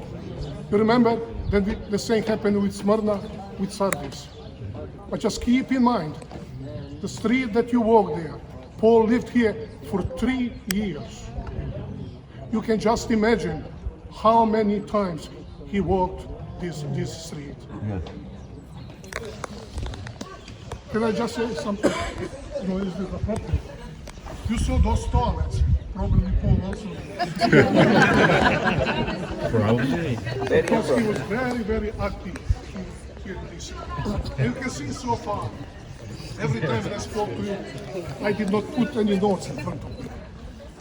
At this moment I do it because there is so much and I don't want to go, up the road. I simply want to focus to essentials, what is important to us to understand by visiting this city. Number one, we have to keep in mind that we are dealing here with the capital of the whole province of Asia. Asia Minor. This made Ephesus to be the political center of the whole province. It's very important to keep in mind. By the way, Ephesus was the 4th largest city in the whole Roman Empire. Okay? The population was somewhere between 250,000 to 300,000. So it was really a huge city. It was port city almost, located against sea there. Now, this is not the situation, and also it was located on the 2 major crossroads connecting all the province and much wider. Wherever you decided to go, you had to go through Ephesus. So it was a very cosmopolitan city, and it was known as the gateway to Asia. Okay? So, the 3 things that we have to keep in mind about Ephesus. You heard many details. I'm trying to synchronize and to put everything together. The city was famous for 3 things. Number one, political. It was the capital of the whole province. Okay. But the second and third things are important to us. It was both commercial and religious center, and commercial was based on the religious aspect, as we will see just in a few minutes. As you could see, it was crowded with public and commercial buildings. Wherever you turn now, there was another significant building, including temples, theaters, gymnasium, bathhouses, and brothels. And in addition to that, the city was the home of the well-known Pannonian Games, which were second in importance after the Olympic Games in Italy. People from all over area would once in 4 years, come here. So the business really flourished. In the city, there are 2 temples that were built in honor of the emperors. Usually, if you have 1 temple, you have the great honor and privilege. But in Ephesus, there are 2 temples. In addition, there are 15 different temples dedicated to pagan deities. Okay? So, what can we say about the people and everything? Sorry, this cat is not from the 1st century. She's just an audience here, okay? So, few things that are very important for us to understand. Number one, Ephesus was known, okay, for magical practices and arts. The well-known concept here was the magical small papyrus scrolls that were sold, known as Ephesians spells. You know, you buy that little scroll and you put on the door of your house or on the door of your business, and you are protected by evil spirits and by the demons. People from all over the world were fighting to get those pearls. And you know, when people want something to buy, the prices rise up. You know, as soon as the sale goes down, you know, it becomes cheaper and cheaper. And actually that gave a really great opportunity to Ephesus to flourish in that. So, second thing about Ephesus was the goddess that was well known through Asia Minor. In Greek, she was known as Artemis, but in Latin, in Rome, she was known as Diana. By the way, you who attended my presentation before we moved to the trip, you remember I showed you the picture that was reconstruction of that temple. Today it's considered one of the 7 wonders of the ancient world. And really now, the literal way, I can spend time to talk about the temple, because the whole life of the Ephesians here in this city was related to the temple. So please, just allow me just to say a few words that are very important, because it is Diana or Artemis and the temple very much related to the work of Paul in Ephesus. Actually made Paul's missionary work in Ephesus sooner than evidently Paul planned. By the way, there is the first century statue of the goddess. It is found in the museum here, and some of you saw the picture. It was known as the goddess with many breasts. She was covered because she was goddess of fertility. But today there is a challenge to the traditional view, because today all scholars, if you go to the books, they argue they were not the breasts, they were eggs, which will really fit much better to the concept of the goddess fertility. So what can we say about this? And I believe that we will carry with ourselves with many questions why really the gospel flourished in this city. And you saw that city. There are many odds against the preaching of the gospel here, and this in particular. The temple of Artemis was related to very significant paradox. Number one, it functioned as a Swiss bank.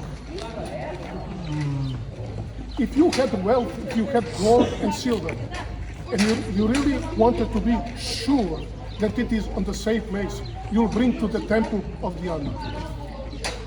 Even until this very day, nobody is able really to count how much gold, silver, and precious things were stored there in the temple. Okay? We saw something very similar that we said about the city of Laodicea. But this was really particularly significant. But not only that. Okay. If this was the temple, okay, how much the value, how much wealth was in the temple? But there was a practice here in Ephesus that any person in Asia Minor, and even it extended beyond the province of Asia Minor, any person who committed a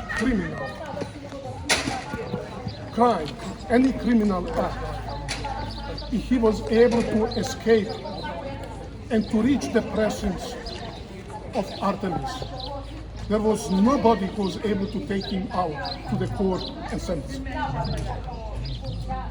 So when we read ancient sources,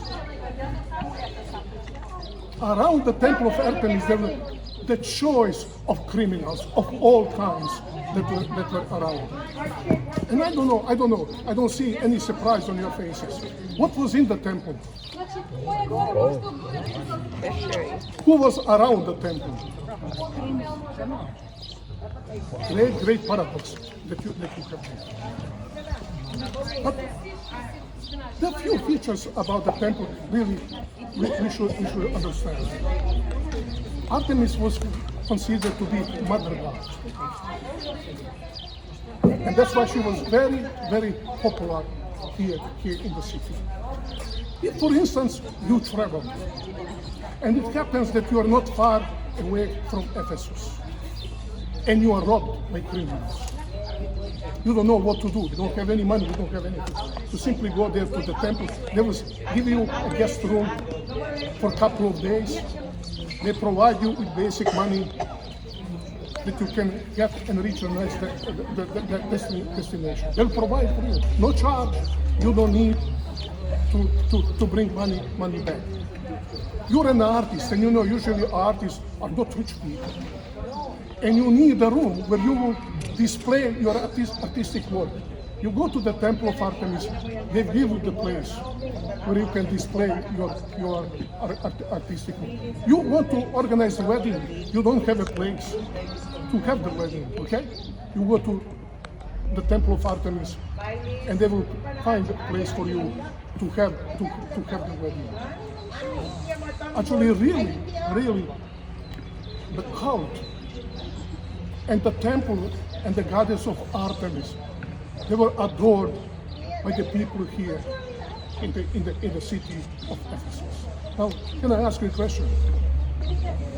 If you were a pagan at that time, and you have that loving goddess who cares about people, and there is one person who was not even handsome person,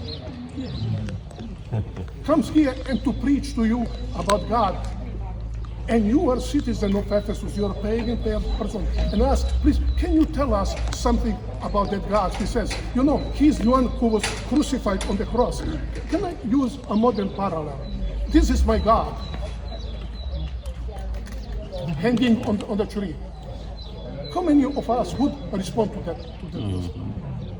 But the great paradox is, the Christian church, within just short time, flourished here in this city. Evidently, Christianity could offer something much more than the local deities. We saw, in addition to that Ephesus was known for magical practices. Okay, that business really flourished here and made people very rich. In addition to that, business related to the cult of Artemis or Diana flourished in the city. People are coming from all over the world. They would buy not just souvenirs, but they will buy the icons of Artemis. So I hope that we can see everything about what was taking place here in Ephesus. And I really want to stop at this moment with regard to description, because we heard, I hope, already enough. But two things we have to keep in mind. What was the central focus here? It was religion. And closely related to religion was business. And you know how great business you can make based on religion and religious activities. So let's now move to the Bible. We have a clear evidences from the book of Acts that Paul visited Ephesus for 2 times. The first time it was, if you go to the book of Acts, chapter 18, that describes Paul's activities in Corinth. In Corinth, Paul's missionary activities lasted for about a year and a half. Evidently, Paul wanted to stay in Corinth a little bit longer, but uprising happened in Corinth against Paul. So Paul had to run away from Corinth. And if you go to chapter 18, you can read from verse 18, chapter 18, verse 18 in Acts. It says that Paul stayed on in Corinth for some time. Then, on the advice of brothers and sisters, he sailed to Syria accompanied by Priscilla and Aquila. But before he sailed, he had to do some ritual. And on that way, they arrived to Ephesus, where Paul left Priscilla and Aquila there. But Priscilla and Aquila says, Brother Paul, we would like you to stay here with us. Hey, when you come to a city like this, there are no Christians, you become intimidated, you are afraid, you are concerned. And Paul told them, first he said, Paul went to the synagogue and he reasoned with the Jews. But then when they asked him, please stay a little bit longer, he said in verse 21, hey, I will come back to you if God's will. And then he sailed out from Ephesus.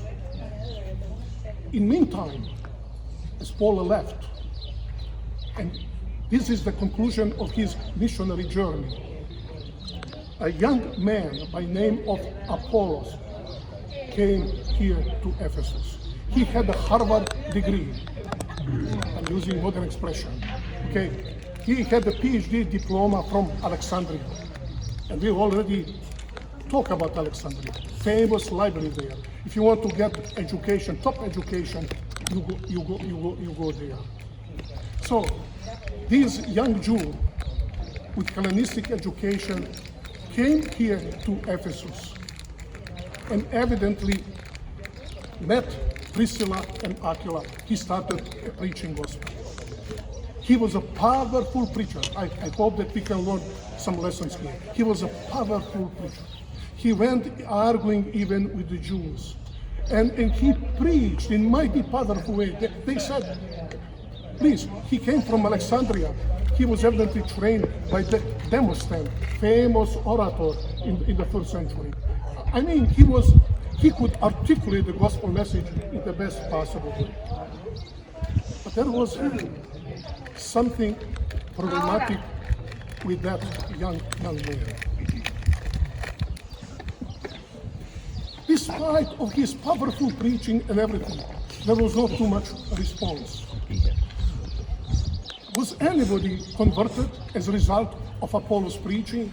Yeah, if you go to chapter 19, when Paul returned back to Ephesus, he found 12 people. How do we know that they were the converts of Apollos? As Paul watched those 12 people, he saw that something was lacking with them as he was talking to them. And now Paul, who was very direct, he says, have you received the Holy Spirit when you believed? So we never heard even the Holy Spirit. That was the problem with Apollos. That's the reason before he left Ephesus, Priscilla and Aquila had to provide him some extra biblical studies in order to inform him about that. And you know, Paul requested them to be baptized because evidently they were not baptized with the right baptism, okay? And then Paul started missionary activities. I don't need to talk to you about that. We know how Paul did. He would go to the synagogue. When he was not in the synagogue, please, can you use imagination? Can you imagine Paul walking these streets, meeting people, discussing about them? Small group, like our tours. Can you imagine it? We have our tour guides. They were explaining to us. That's what Paul was talking. And people are arguing with me. That's what Paul started doing. And just to make long story short, Apollos, who is much more capable than Paul. And please, I want to tell you something about Paul, one secret. You know, usually when we talk about apostles or prophets, they look like President Clinton, you know that figure. By the way, if you read 1st and 2nd Corinthians criticize Paul. They said when he writes, his letters are so weighty, but his appearance is completely insignificant. He was not a handsome man. And another place, 2nd Corinthians, they said when he writes, his words are very strong, but when he talks to us, he's not even able to speak in a very clear way to us. There was nothing in the power of Paul. Paul could not be compared with Apollos. But Apollos worked here probably for several months, almost no result. Just within almost weeks, what happened? We will not talk about that, but we know what happened just after 2 years. And the significant place of that happening is exactly where I am standing and where you are sitting. As you know, these are usually the places where the population of the city would build the business. That was of general importance of the city. You see, this place that could accommodate 22,000 people was crowded. And there was one person standing here. Who was he? He was not politician. Okay, he was businessman. Friends, try to understand it. Such uproar, why? Because of the powerful preach of the gospel and growth of Christianity in this place, that even the very business that was related to the temple of Diana of Artemis came into question. They were losing customers. By the way, I talk about superstitious practices. Do you remember when people became Christians? What were they doing? They're bringing all those magical scrolls. Do you remember that?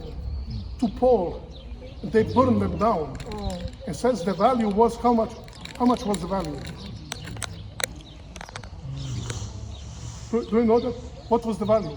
Is it 300,000 drachmas?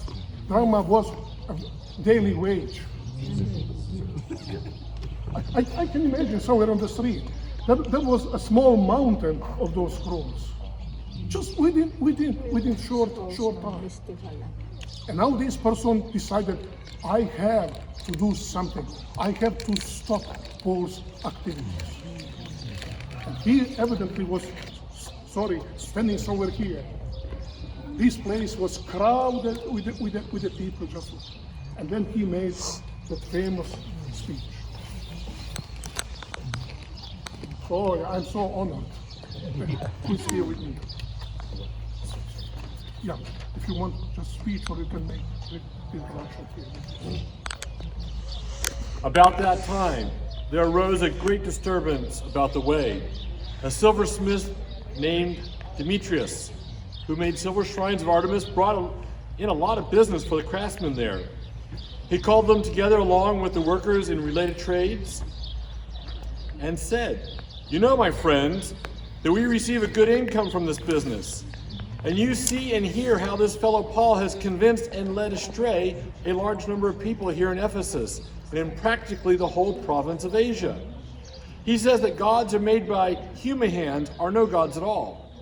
There is a danger not only that our trade will lose its good name, but also that the temple of the great goddess Artemis will be discredited, and the goddess herself, who is worshipped throughout the province of Asia and the world, will be robbed of her divine majesty." Thank you so much. And now you know what happened. Just can you imagine when all those people started shouting, "We have to do with the Pope"? I mean, it was such a great disturbance. And this great disturbance was actually brought to the end by the city clerk. He knew what to do. Actually, you will notice here. Thank you, Pastor Jim. He stood up and he said, "Come on, friends. Why are you so upset? Who is the person that doesn't know the greatness of our goddess here? People have right to do different business. But nobody can take our traditions from us." He says, "Be careful. I'm standing here just to warn you. These uprising can really cause the Roman authorities to come and to punish us." Are you still friends with me? Everything was about money. Now understand, when you saw those houses and everything, what was really the major issue. It was not really for searching the truth or the something, it really to preserve the wealth of the rich people here in the city. When people heard it, they understood they could be punished. Actually, they became silent. And finally, on the advice of Priscilla and Aquila and other Christians in the city, Paul decided to leave the city of Ephesus. And on the way to Jerusalem, he even visited several places. For instance, one place was Miletus. We will not visit that place, okay? But it is toward I don't know how far is that from Ephesus. Actually, Paul did not dare even to come here to the city.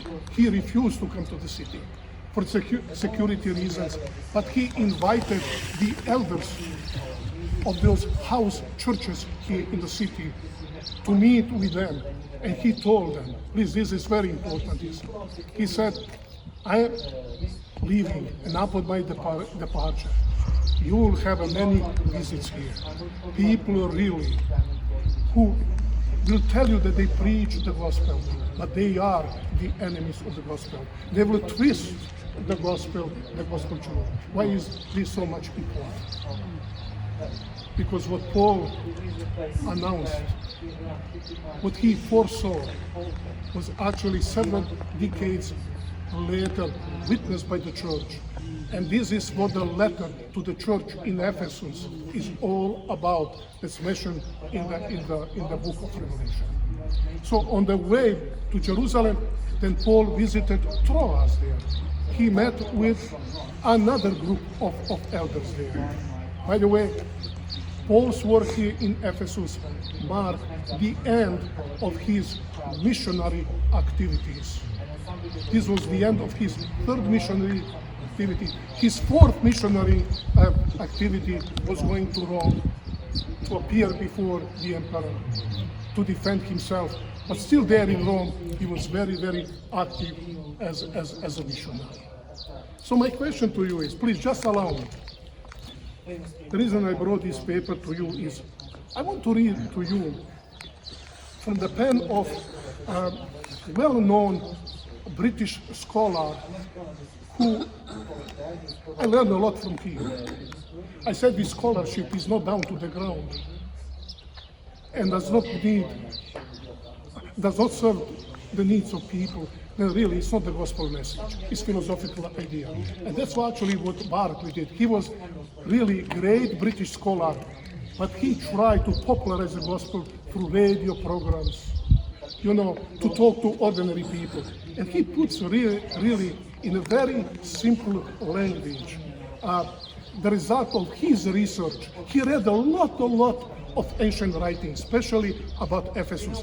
Listen to what he concluded. He says, into Ephesus there poured a stream of criminals of every kind, fugitives from the law, escapers and avoiders of justice. And into Ephesus there flowed a torrent of credulous, superstitious people. For the superstitious world of Ephesus was well nigh and most superstitious city in the world. And then he further explains that the reputation of the citizens of the city was notoriously bad. And this is in quotation mark from ancient writings, especially Roman historians. And the people were regarded as fickle, superstitious, and immoral. That was the general description of the city. But in order to understand how notorious the city was, William Barclay actually points to an example of a famous philosopher, Heraclitus, who lived before the time of Paul, of course. He was known as the weeping philosopher. He never smiled. And he will walk here on the streets and people will come to him and say, why don't you smile? You never smile. You're always serious. And he said that he lived in the midst of terrible uncleanness of the inhabitants of Ephesus, who were just fit to be drowned in the water. Keep in mind, he was pagan philosopher. And pagan philosopher has such view of the citizens here in Ephesus. And it is in this city that Apostle Paul came with the gospel message. And very soon, already at the time of Paul and after Paul, Ephesus became the center of Christianity of the whole province and much more. By the way, in Ephesus we have several very important even Christian councils that take place. By the way, I just want to mention something. It's related to the later history. We have Artemis, Diana, She was Goddess Mother, okay? That's how she was considered. It was 2+ centuries later. There is a huge church there that's coming from the 3rd century, after Constantine made Christianity to be a legal religion. When Christian bishops gathered there, and finally after big debates, they made Mary to be the mother of God. Is this coincidence? Okay, which is very, very important. Second thing is that famous goddess that was the pride of the city of Ephesus. Today we go there, you can just see one pillar that is found there. You would never even recognize that that temple, one of the 7 wonders of the world, ever existed. But what about gospel message? It still transforms the human being. And that's why Paul says, I am not ashamed of the gospel, because the gospel is the power, the Greek word dunamos, from which rage later became used for dynamite. You cannot use dynamite for the understanding of the original meaning of the word. But it's telling you about the significance of this word. When the gospel comes into life of certain people, it really changes human life. And this is what Paul really and indeed experienced in this city. It's just a final observation. Just a little bit later, we'll go to the place, because this city was the place of John the Revelator. The city of Ephesus is a few hours by ship from here. That's why the messages to the 7 churches begin with Ephesus. This is the place where John resided. But you know that when Jesus was on the cross, and when he was just about to die, he saw his mother there, and it was John the Revelator who supported her there on the cross. And Jesus, in his final moments of life, he looked at his favorite disciple and he said, here is your mother. He looked at his mother and says, here is your son. Why did he do it? When you read the gospel mentions 4 brothers of Jesus. And there is a big debate among Christians who were those brothers of Jesus. All the evidences point that they were the sons of Joseph from his first marriage. Evidently, when he married Mary, she was a young girl, but he was already an aged person, which would explain when Jesus began his public ministry, Joseph had died already. He was not alive any longer. And his brothers were not in favor of his ministry. By the way, they were troublemakers to Jesus and his ministry. If you go to John chapter 7, they even told Jesus, why are you pretending? What are you pretending to be? Go there to Jerusalem and show yourself to the people. And John comments, even his brothers did not believe in him. And that's why Jesus had to ask John to take care of his mother. And according to the Christian tradition, this city was also the place where Mary found the protection from John. And most likely she died. There is traditional cave, the house of Mary is just tradition. We are not sure anything about that. People try to find everything in order to make money. So the situation from the 1st century with reference to Diana and religion, nothing changed even today. But this city is very, very significant. Just a footnote for your contemplation. John says even his brothers did not believe him. I'd like to suggest to you, when you have time, go and read the book of Acts, chapter 1, when 120 people joined the disciples, waiting for the coming of the Holy Spirit. And Luke is very eager to explain that together with disciples was Mary, the mother of Jesus, and his brothers. The oldest of which is James, who became the elder of the church in Jerusalem.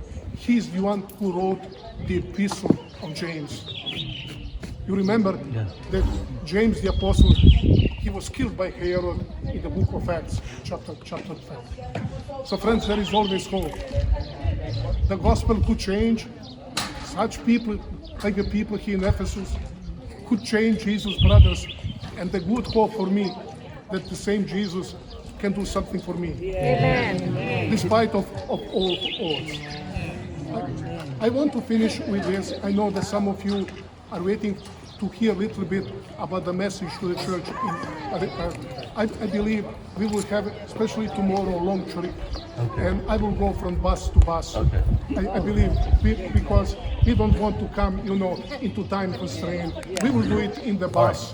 And you will not read me off so easily. Okay. So we will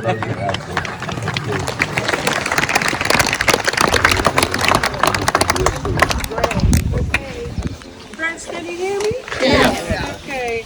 All three groups, but carefully, please. We are going this way. Just follow me to the side, back to where the buses are. We don't have much time to be spent, except that you can use the restroom if it is an emergency before I exit the side on the left. And then comes the souvenir stands, and afterwards the buses. My time is 10.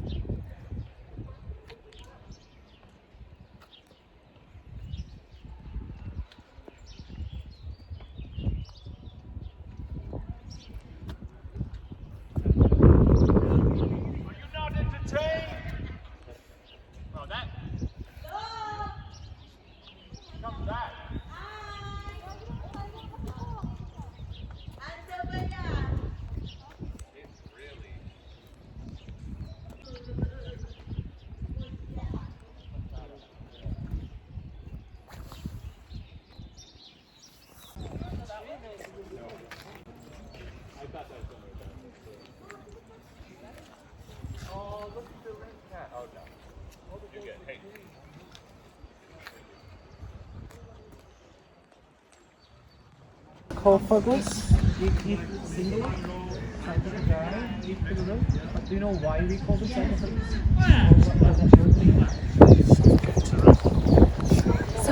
Those coffins are usually made out of marble, limestone, sandstone, granite, which are actually very rich in calcium, yes? So when you put a dead person in that box, the flesh decomposes in such a short time that those people used to believe that box actually eats your flesh. So they call the flesh sarcophagus. Right. That's the exact definition of sarcophagus, flesh. all available food of the single building. Use amplifiers, my God, it can be up to 120 decibel, very high. And I remember when I was a kid, on the shouting, right? yes, still in villages they do so, but now they use very powerful amplifiers. Can you just tell, these are people who don't have any experience with Islam, what is the content of the prayer? It's called, actually, it's called for prayer. Can you just give us some? Can you hear me now? Can you hear me? Yeah. Well, just a few minutes ago, there was the call from the Muslim mosque there for prayer. They do it 5 times a day. First one is at dawn. The second is when the sun is perpendicular. The third one is afternoon, which means the midpoint between the perpendicular position and the sunset of the sun. The fourth prayer is at sunset, and the last prayer is at night, about 1.5 hours later than the evening prayer.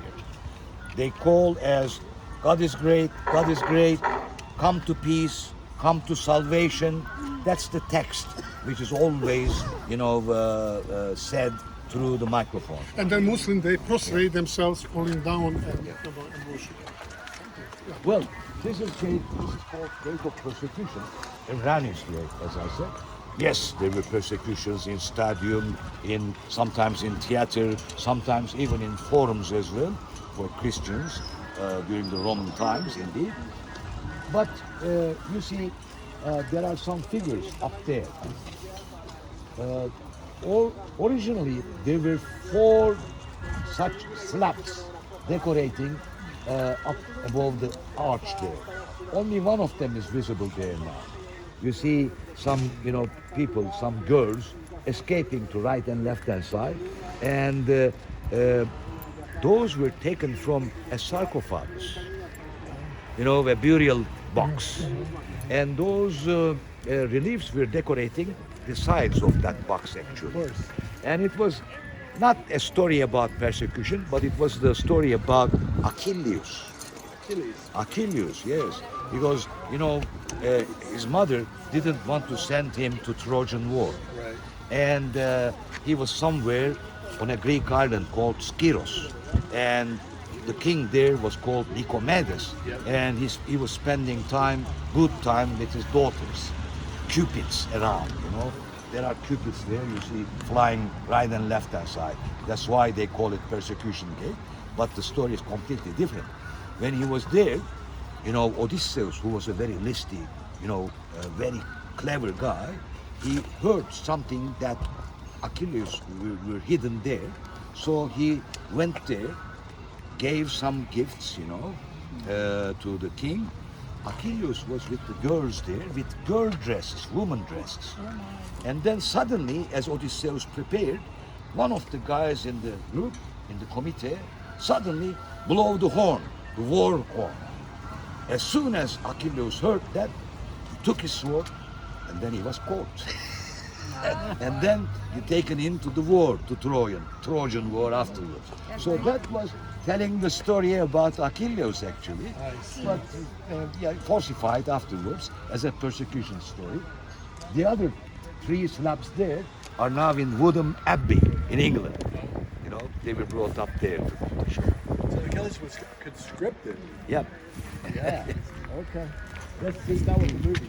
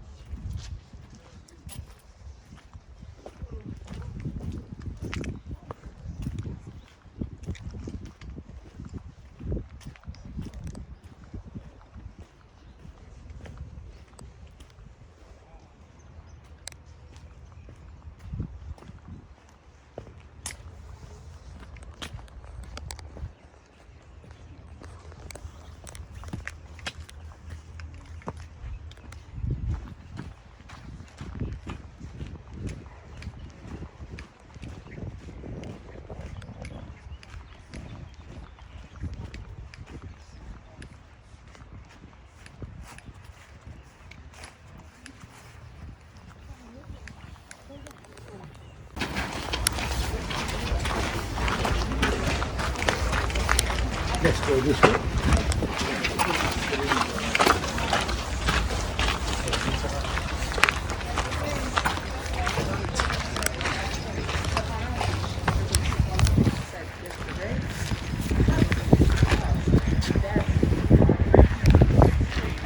Yes, you can look at the inscription here about St. Paul, written in Turkish and in English as well. You see the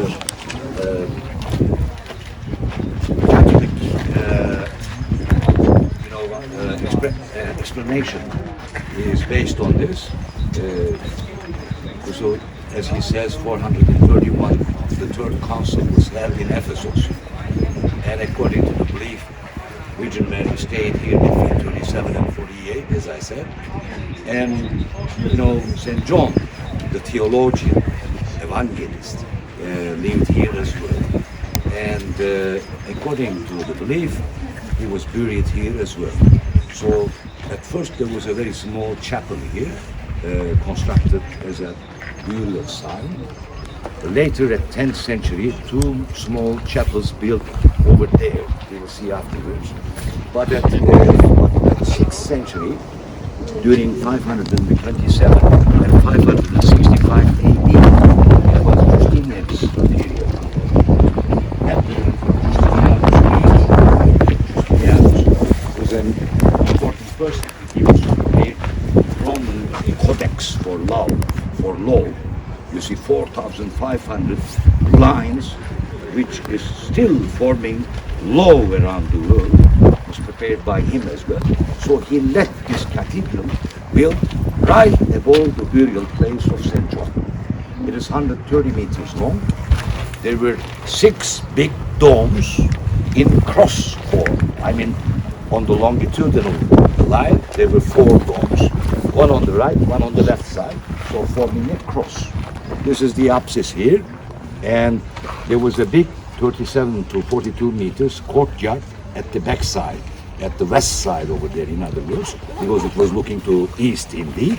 But at the west side, there was an atrium, and we will go there, and you will have a nice view from there, a nice view of the Temple of Artemis, and also Isa Bey Mosque there.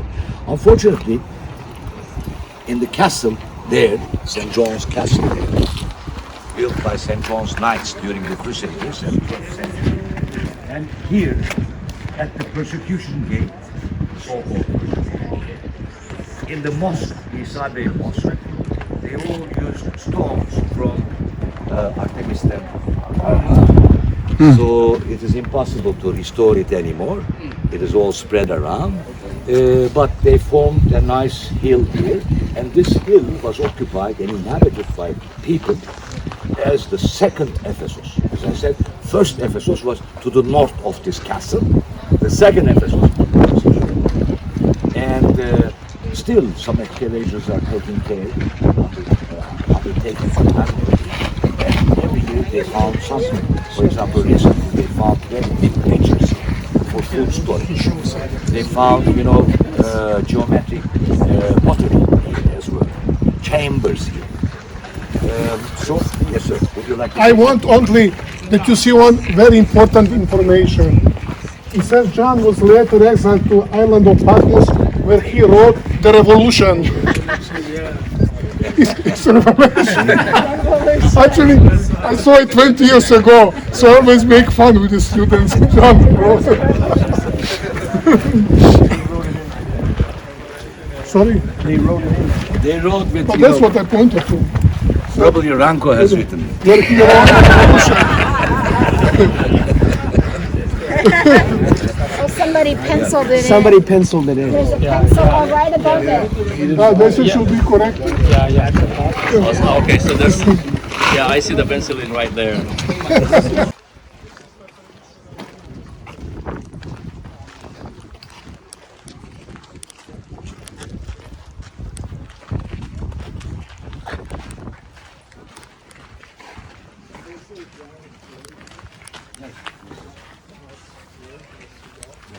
And that's also Paul the Sixth visited this place at 1967. There's a small chapel on the other side, and that's right on the left.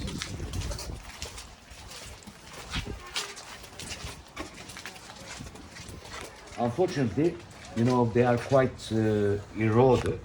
At the center is the Jesus. On the right and left hand side, John and Paul.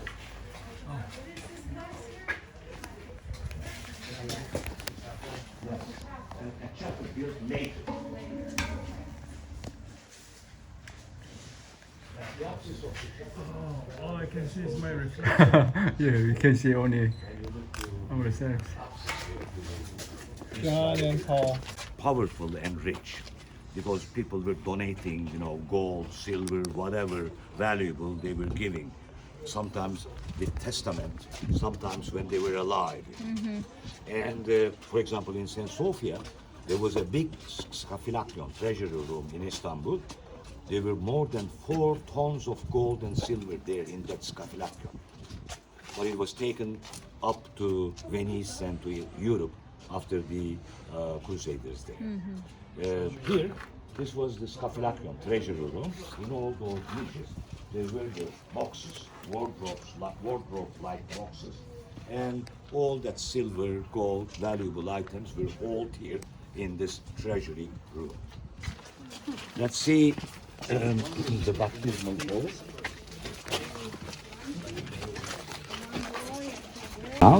And at the center is the baptismal pool. In to which the whole body was dipped during a baptismal, ritual. Immersion. Can you see what's inscribed here? It's Justinianus written, Justinianus. but some are, I can't read now. Some are, quite eroded. You can take a picture, then we can look at afterwards.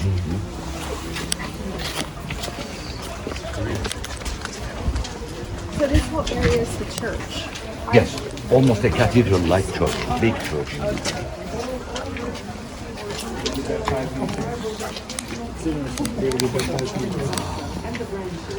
절대 눕히지 않고 앉았다 일어나는 거지.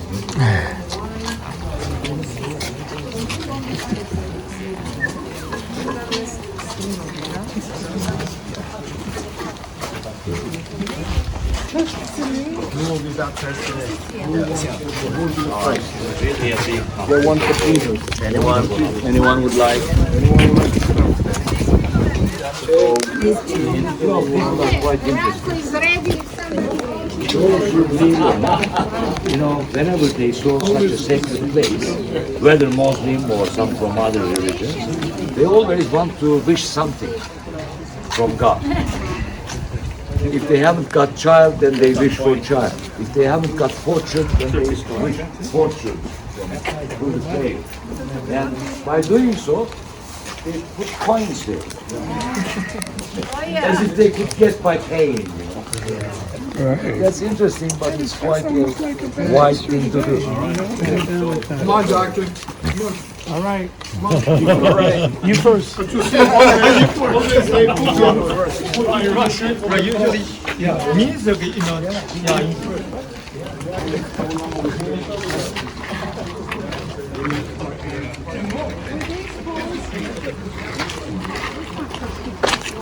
Those are restored afterwards.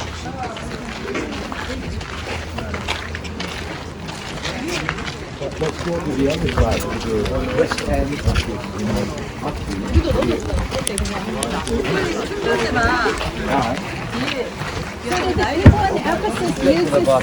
Did people in Ephesus use this church?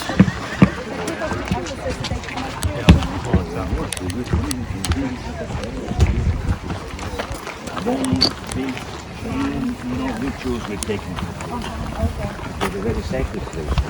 Yes. No, that was made by Crusaders, second Crusaders, in 12th century, by St. John's Knights.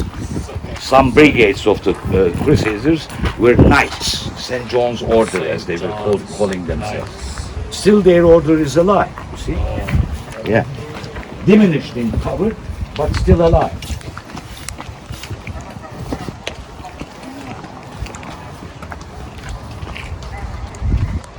What were those vessels used for? The vessels, what were they for? Those are Just pitchers water? to store food. Food.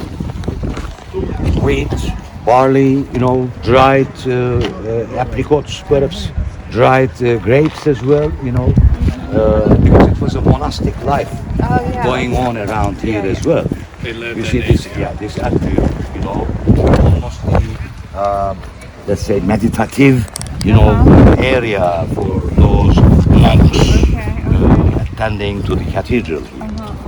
But it was a huge cathedral indeed, 130 meters long, as you see, high, big, and those pictures were food storage. But when you look down, you see this mosque was built at 1375 by Isa Bey, a Turkoman leader. But unfortunately, he used also stones from Temple of Artemis there, which was one of the 7 wonders of the world. You see, there's just one single column there. Goodness. From 127 columns, making it one of the 7 wonders of the world, there's only one left there. And every year, there comes a stork family, This is very important here. and they give they raise their, kids, babies, stay some 2-3 months, and then at the end of August or beginning of September, they fly back to Africa. But every year they come. And it was 30 meters. That's higher than... Each column had a height about 19.65 meters. And and the diameter of those columns were were 1/10 of the length, which makes a very superior, symmetry and homogeneity at the same time.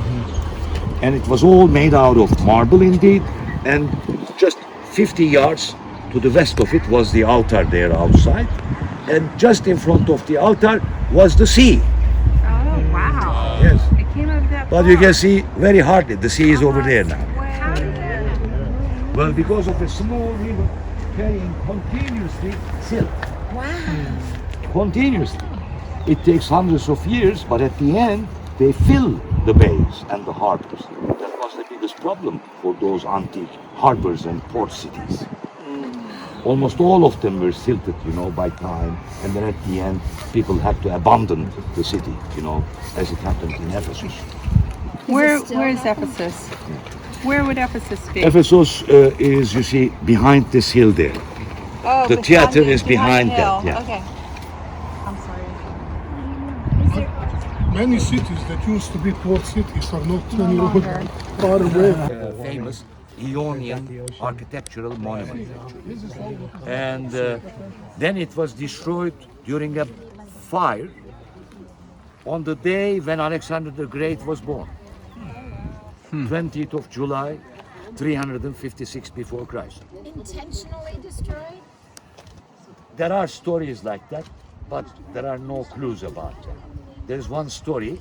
It says that one of the monks called Erostratus wanted his name not to be forgotten. So that's why he burned it. And he could burn it because Artemis, Artemis, goddess Artemis, had 3 duties. One was, if a new baby was born, she should attend and protect the baby. So having heard that Alexander's birth was coming, so she left the temple and she went to Alexander the Great's birth.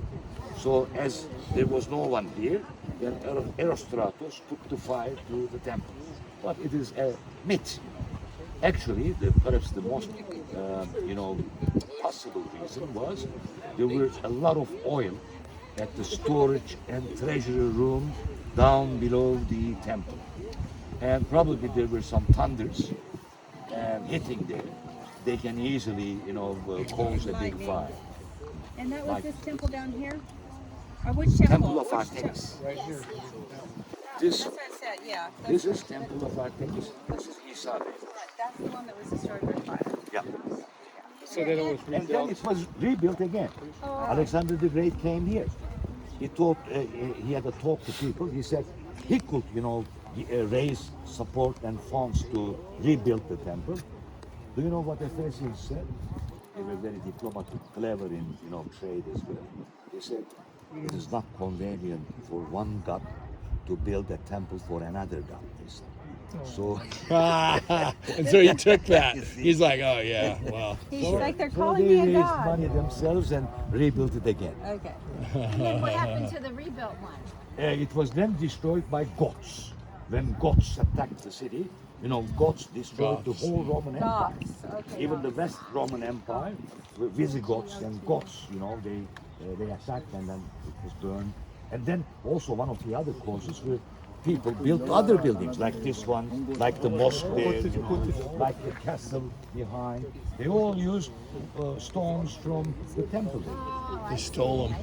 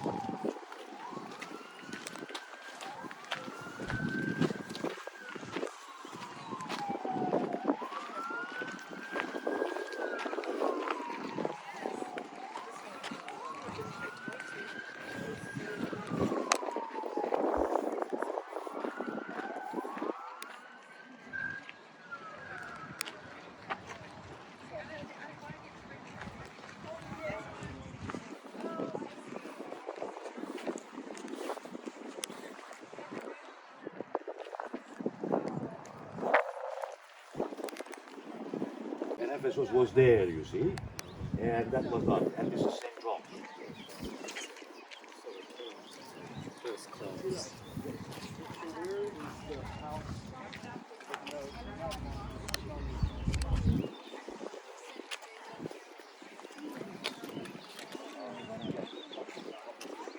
And it's an important place. You know, I attended to a seminarium in Catholic Church in Istanbul, St. Antoine's Catholic mission. There were some, theologians there telling that Mary might have passed away there as well. Oh, Well, And they say that's that what I heard. they Yeah. said that below that small chapel, there's a big basilica, a rectangular big building, but never dug so far. Never excavated. Yeah. Never excavated. So we don't know clues, But there are I've been there. sayings in that. I've been there. Yeah. Make carpet 16th generation. Over here, we're just trying to give you some idea. A lot of people have no idea how long it takes to make them and how much it costs. How many people own a handmade carpet here? Anybody own handmade carpets? You know where it's from?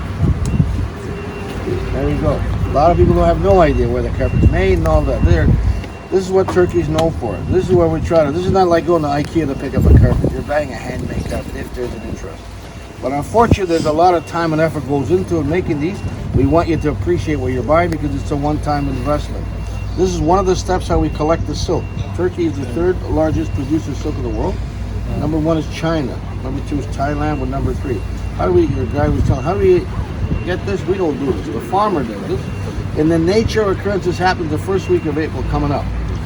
The butterflies mate, they produce the silk larva, which is the silkworm itself. After hatching, the silkworms like to eat the mulberry leaf. They eat that for about 2 to 3 months. 2 months, let's say. After eating 2 months, the silkworm becomes this big. They start spitting out the silk. It starts spitting on a branch. It forms this little cocoon. Like, everybody see this? This takes about 2 weeks to make. But around the second week, what the farmer does is grabs them. They put them in little blocks. They zap this inside with hot water. Why? What do they do to them? Euthanasia. Or somebody said kill. We don't use the word kill in Turkey. Euthanize them. That's a better, more genteel way of saying it. Being honest. So if we don't do that, what happens is then it becomes a butterfly in nature, right?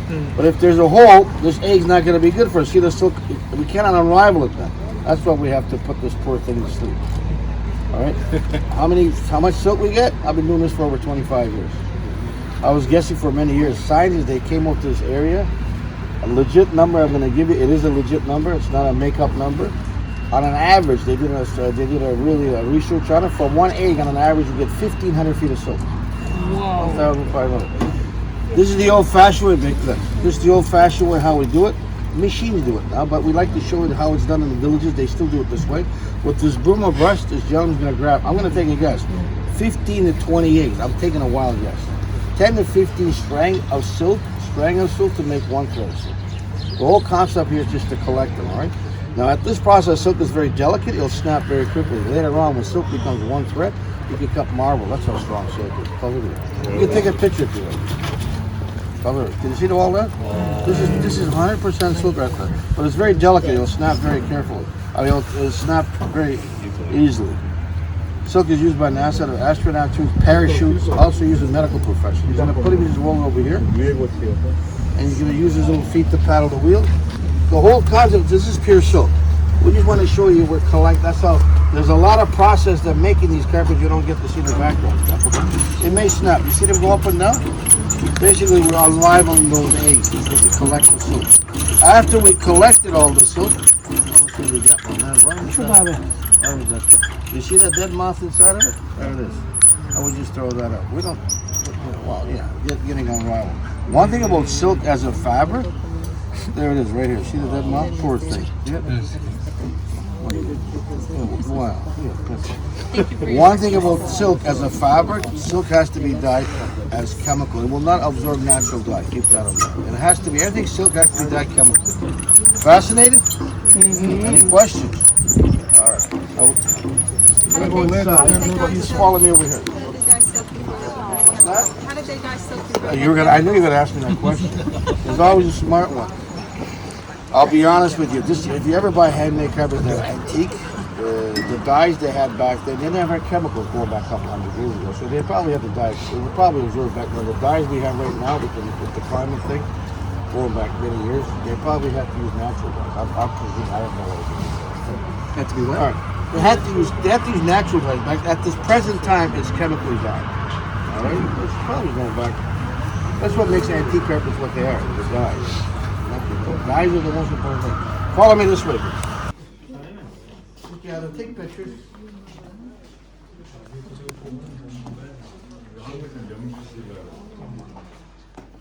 이게 비단만데 위에 건치로 우리가 카펫이 실크하는 걸 보면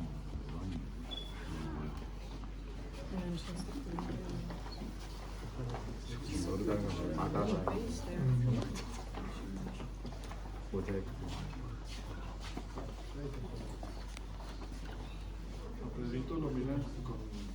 Now your guy, I'm waiting for everybody to come here. Your guy was just telling me about dyeing. And my lovely lady asked a very beautiful question about dyeing. Dyeing is a very important aspect in handmade carpets. We don't have a thing here, but in the villages, most of the carpets are naturally dyed or chemically dyed. Some of the new carpets that are done handmade are chemically dyed. What's the difference? A handmade carpet, natural dye, it absorbs much better dye and it kind of mellows out, but chemical dyes will always stay the same. Okay. And how do we get our dyes? Now Turkey has lots of plantations that we're really rich at, and they use lots of different chemicals. Like tobacco there's a place called Milas. It's southern part of this Turkey. They grow a lot of tobacco. We use that tobacco not for smoking purposes, for dyeing purposes. So we use tobacco. We use lots of other roots and all that. We have a lot of rich plantation. We use that to our advantage to make these natural dyes. I wish I could show you. They put them in vats, like these big, humongous vats, and then they dye these things. Like there's called indigo. You must have heard of indigo. It's from India. And when it mixes with H2O oxygen, it starts turning blue. There's a lot of things that, we'd be here all day talking about it, but handmade carpeting has a lot of process that go into making them. So this is why they do cost a little bit of money, because it's a one-time investment that you make. And is everybody from the States? Yes. Everybody from the United States? Yes. All right.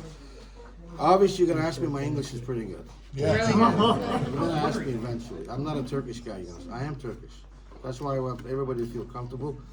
And this is very important to me. It's in my family for 3 generations. We've been doing this, and I know America the back of my hand because I do this for a living. I don't sell carpets. I promote these, and it's been a hectic 5 years with this COVID thing. Now we have this earthquake, and Turkey has a lot of things that go on. But we're still strong, And this art is very important to us. Take it or leave it as an art. This is what these handmade carpets are for, art, and you can use this. And unfortunately, handmade carpets, people have no idea. They do cost money. They're afraid to walk on them. That's what they're made for. Can I walk on it? I'm just spending this money. Yeah, that's what you're going to have it. Your kid's going to have it. Your grandkids. It's going to be passed on for many years. That's what I'm trying to promote. You ever see those signs in the United States? 70% running out of business? They're always running out of business. Same guy's been there for 25 years. People have no idea. Here, we're trying to give you some idea. Nobody's going to harass you to buy a carpet today. Okay? Give you some idea. If there's an interest, we'd love to do business with you. You know what makes the price of a handmade carpet? Does anybody know what makes the price of any handmade carpets around the world? If it's Persian, Indian, Chinese, Afghani, Pakistani, or Turkish? You know what it is? The knots. That's right. The knots is how you make the pattern wood. You see those patterns on the wall over here? Each village has their traditional pattern. Pattern has no value. It has a story. It has a history. Okay? I started mixing with the colors. Now don't forget, 25 years ago, we never had taupe color, teal color, and all that stuff. People started making these, so we started mixing with colors and all that. And what makes a handmade Turkish carpeting different from a Persian, Indian, Chinese, Afghani? It's the knots. Get them on this. Just give me a second here. Everybody, can everybody see this? Everybody behind you guys here? Come up here. I'm going to test you guys afterwards. Give you guys a big test. No, this is just the technical terms. You don't have to know about it, but it is a very important knowledge to know.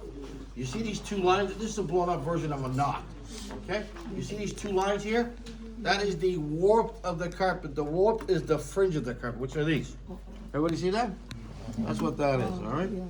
The weft goes across, which is the line in the middle right over here. You see that? Now, what makes a handmade Turkish carpet different? It's the nut. You see those two loops around those two warp? That's called a Gordian knot. You can check them in your Google. Gordian, from the Greek word Gordian. This is what makes Turkish carpeting so unique. We're double knotted. Persian, Indian, Chinese, Afghani, Pakistani have the single knots called the Sena technique. But some of them will go back and forth. Now, just because we have two, they got one, ours is better? No, it's just a technique they use, all right? Indians, nomad, Oklahoma, Arizona, Indians, they do a lot of flat weaving. They do this, okay? The nomads do this. This is history we're going back, you know? These are, there's other versions that I don't want to get into it. This is what makes Turkish carpeting different because of the knots and all that, all right? Now, each village will have their little traditional pattern. Everybody see the pattern up here? That's how we know where the carpet's made. This has no value. This is a wooden loop. This could be a metal loop. Depending on the size of the carpet, you may have one or two family members working on one carpet. Now, this is a silk carpet that she's weaving. Now, silk of all the three categories is going to cost the most money. This has the highest density. Just because it has the highest density doesn't mean it's the best. This is what I'm trying to emphasize today. When you go back to the States to look for carpets or whatever today, not a problem. Highest number of knots is not going to last you. They're all going to last you the same. This is why the prices go up and down. Okay? See this little silk carpet that she's weaving? Everybody see it? Look at it. This is a wooden loom. Size, about 1.5 feet, give or take. 2 feet, not even that, like 3 feet. A little wall hanging piece. Working 3 hours a day. Hard on the eyes, back, fingers. Will take her approximately almost 10 months to a year to do this carpet. I'm not joking. All right? So, what's the lifespan? 6 to 8 generations. It's all done by hand. That's the part I want people to appreciate when you're buying. You're buying a work of art that's going to last you for the rest of your life. This is not okay. Now, she's going to show you what a double knot looks like. This is a silk carpet. Now, what I mean by silk carpet, the warp of this carpet is silk. Okay? The weft is silk. Also, the pile is silk. You see that? Now, the biggest question is asked this. How the heck does she know what to put, what, where? Look how many colors she's got. Everybody see that? See that? I don't even know either. I'm not the weaver. She's the weaver. She's the artist. Is there going to be a mistake done on a handmade carpet? You better believe it. You won't notice that either. Okay? No mistake, no handmade. You have to understand that. You won't notice that. She's the artist. You're buying her work machine. She's going to show you what a Turkish double knot looks like. Yeah, buckle up, would you? She's going to show you. I don't know if I can see. She grabs the two warps. Everybody see this? She goes once around one warp, comes around the other warp. You see the double knots? There it is. This is done one knot at a time. All right? So, now after you see the double knot stick up, what will be that guy? She's just visualizing. That's all she's doing. She's the artist. And then she hits it. We call this a kit. This is like a fork. Everybody see this? It's vertical with the warp. When she hits it down, it sticks out the double knot. Then she's going to cut it. By cutting it, this is like a digital camera, like a pixel. When she cuts the knot, it forms the pattern of the carpet.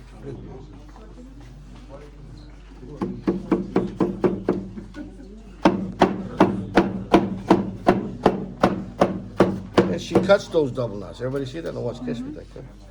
With those special scissors that she has. Catch me that.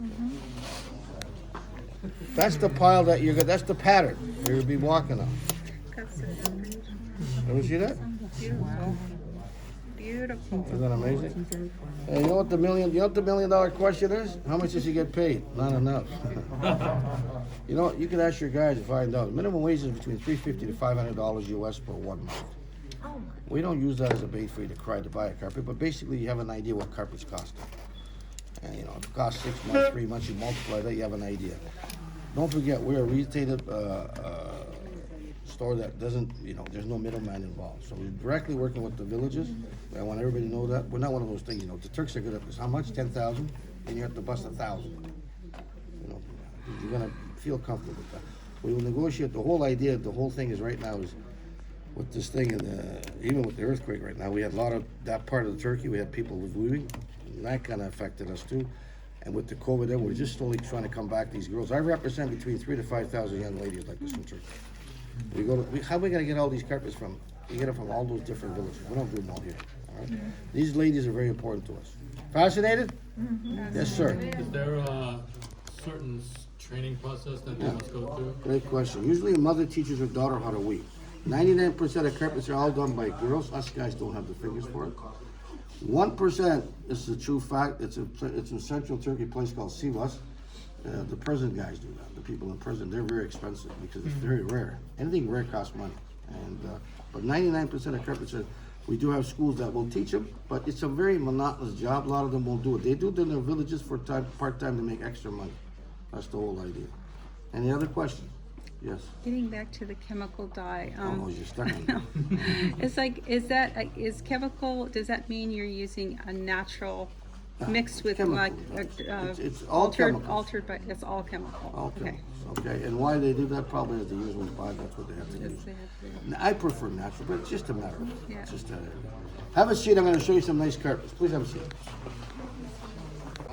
Chinese food. Chinese food and all that. Like, here, do we pressure you guys? We don't do none of that stuff. We don't, just feel comfortable. Unfortunately, I don't have a store in the United States to sell these to you in any parts of the world. I'm gonna show you some of these. If I'm saying, you like something, in the price we ship them to you, the delivery takes about 12 weeks. Why not so much time? Because of customs. It's got nothing to do with it, all right? You sign the back of the carpet. Why do you sign the back? When you get it, you know it's your carpet. You're gonna spend this kind of money. Yeah, it's Turkish customs and tradition. He went through all this. We'd like to serve you guys a drink. What do we have here? This is the, this is not tradition, this is the Turkish drink. It's hot apple tea, it's really good. All right? This is what the Turks like to drink, chai. Anywhere you go in Turkey, drink chai. Okay, it's just a normal black tea. And we have, this is the cold apple tea. You know, if you want to enjoy them, once you're done with them, just put them underneath you. You don't have to hold your glasses up, all right? Enjoy them like that. So they come more floral. Then you get to the silk, all right? Here comes the, first are the geometric ones. That's enough. These are the local carpets. These are all handmade. This is from this area, a place called Milas. Anything you touch, you have to buy. Totally ignore the price. We're gonna give you a retail stay price. Like, don't cut. We just want just to get the girls to get paid. Nobody believes us, but that's the only truth. Okay? Totally ignore the price of what they have. Everything's in U.S. dollars because you're all from America. No, you know why we do that? Because international business in Turkey is done in U.S. dollars because we're not in the European Union. Okay? The transactions in U.S. dollars. So the cost is all retail pricing. No middleman, nothing. Is directly from the villages and all that. We try to give you the delivery is also included. Now this is a local carpet from this. Now I'm just going to get to the patterns. We could be here all day. They have a story. Just to give. This is from Milan.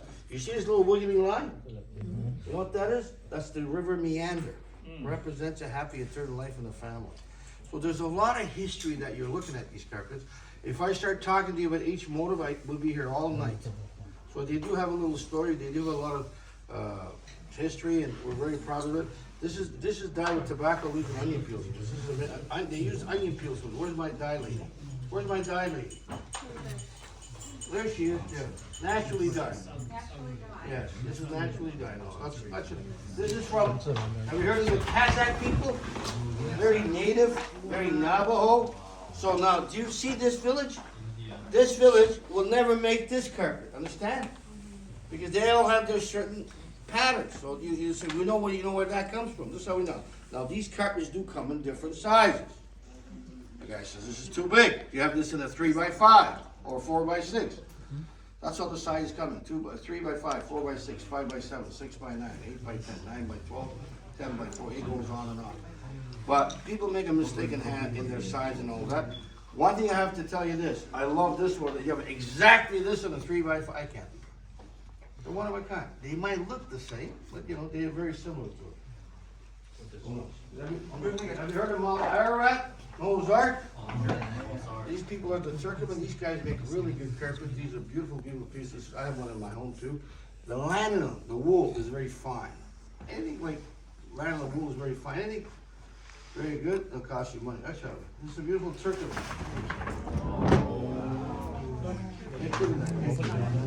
Did you see that? Did you see that reaction? Did you see that reaction you guys gave? Look, buy, don't buy. That's what these carpets do. When you put them in your living room, dining room, can you imagine you have a big dining room, living area, you put this in, somebody comes in? Where the hell did you get them? That makes, these carpets change the whole complexion of your house. This is a one-time investment that you gotta make, okay? This is what, so have you noticed one thing, see how different villages make their own patterns? This is how we know, okay? This is the shelf. This is something we started doing recently. It's very different.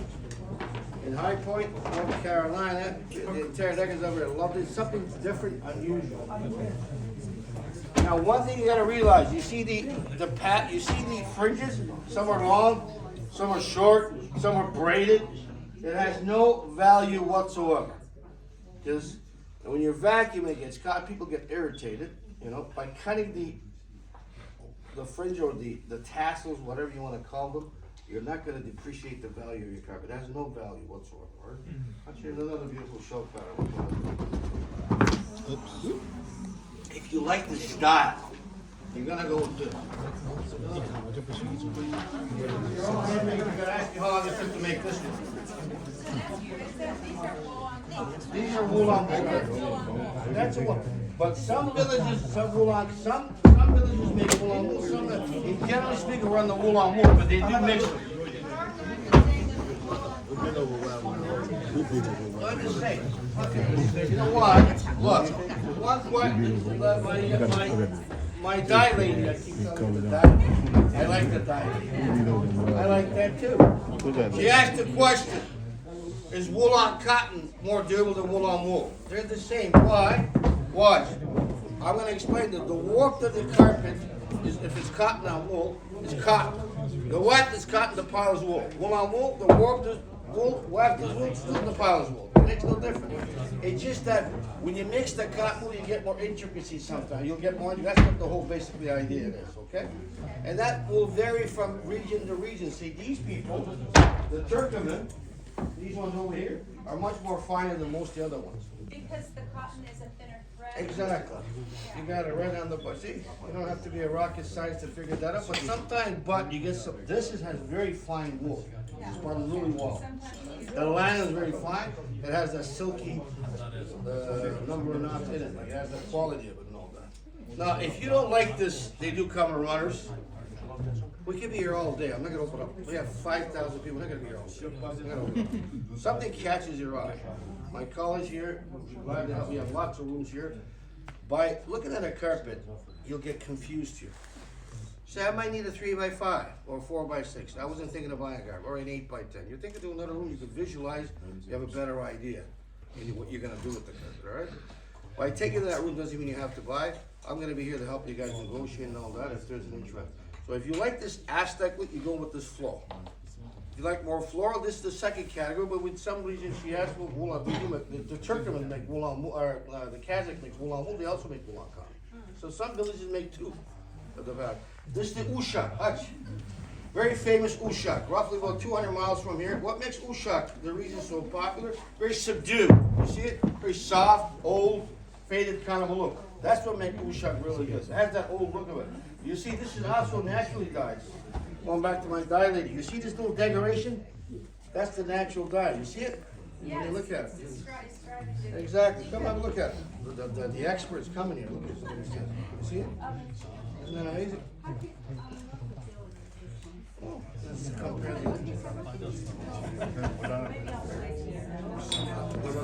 the knots, I'm going to explain that. I'm going to explain that. Oh, patterns. Each country has their. No, it's not the knots. How do you know which country it comes from? It's strictly patterns. Okay. Now look, talk about history. We're talking a little bit of a history. Now this carpet coming up doesn't have a lot of history. All right. Why did I do this? Because I do a lot of research and all that. In my profession over the years, the customer wants, in anything, I don't know, in sales, anything customer wants, customer, yes, right? Always the case. So people started coming up to me saying this, I hate this, I hate that. Too busy. Why? I have a contemporary home. I want something plain. Shoot, we gotta do something with this, right? But we have to do this to tell the truth to the client that they're buying, okay? It's not, it doesn't have a lot of history, but It is a costly carpet because of the number of knots, that's all the quality of the wool. This is a new trend in the last 7 years, been picking up with the interior decorators of America around the world. We call it the contemporary look, but it is a costly carpet. Here's one example. Look at this design. Look at this beautiful carpet. Wow. See that? Again, a regular edition. Concentrating on that with this carpet. A lot of these carpets do this.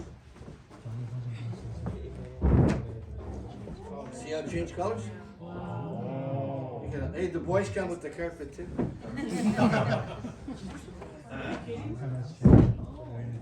how it changed colors? Sorry. It is the direction the pile that does that, the quality of the wool does that. So, look at that, this is chemical.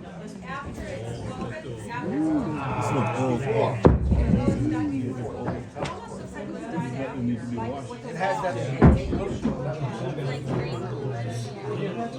But these do cost because of that. They cost me.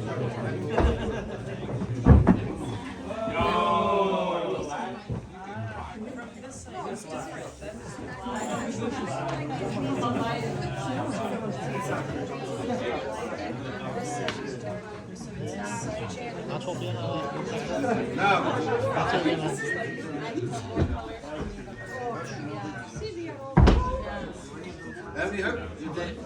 Did they fly? They fly. My friend knows what the magic word is. I told him that. Fly. He asked me if they fly. All my carpets fly. You have to know the magic word. In America, what do they call it? Abraca? Not in Turkey, it's called Abraca Visa. Fly when you put that Look, have you heard of Angora? No. This is Angora coming up. The wool, my dye lady is really into that, I'm telling you. If I tell her the price, she's just gonna walk away. I'm just pulling it right now. I'm just pulling it.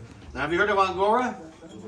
This is a beautiful Angora wool, but it has cotton in it. This is a beautiful wool from central Turkey. Look at this beautiful carpet. That's it. Oh! Look at the shade. Look at the shade. Touches us. You know, like, you want black? You give it black. Red. The change of colors. We always try to give different colors.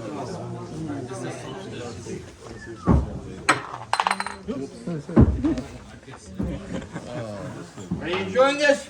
Yeah. That's pretty It's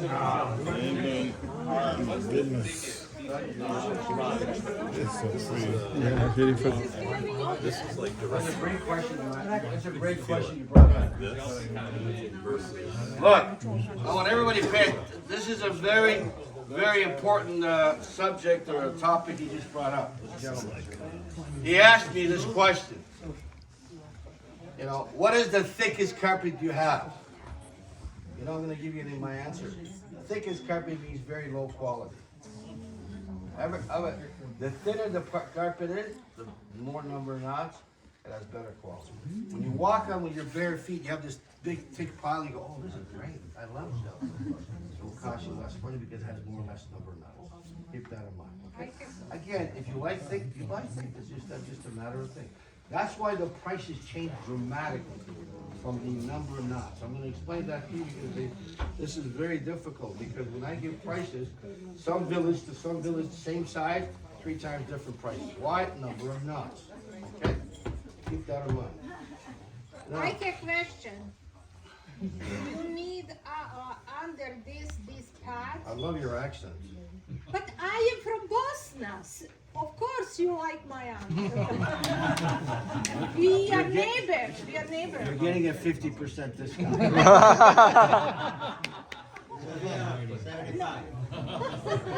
Now the question that she asked me is this: a pad. Would you need a pad?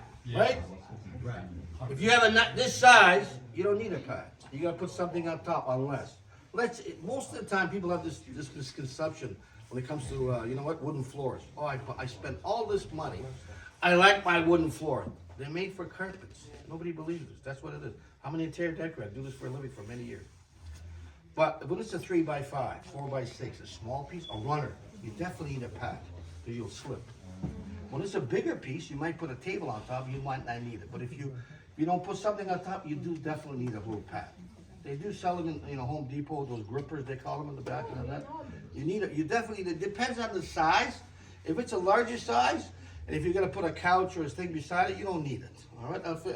Runners, you definitely need it, because you'll slip, I guarantee you. You'll go there, right? Most of the time you might have, depending on the size of it. All right, this is from Central Turkey. Again, this is a beautiful wool-on cotton. We call this the heritage. This is a medallion. Medallion represents power of the Sultan. Going back in the Ottoman Empire, we see a lot of medallion. This is a beautiful heritage. Heritage is one of the best carpets you'll ever see. This carpet here, this is from Central Turkey.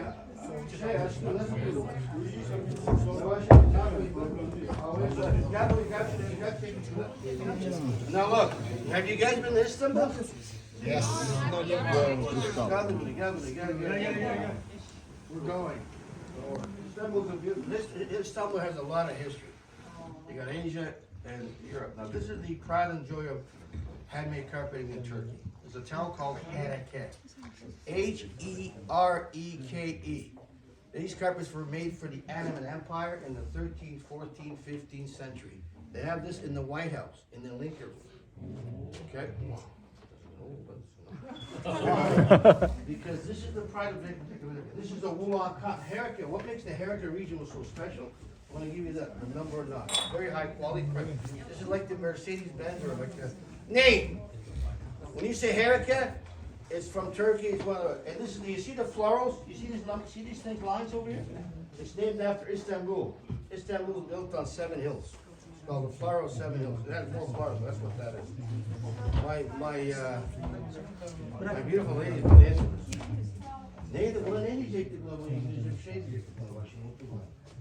This is this is a beautiful.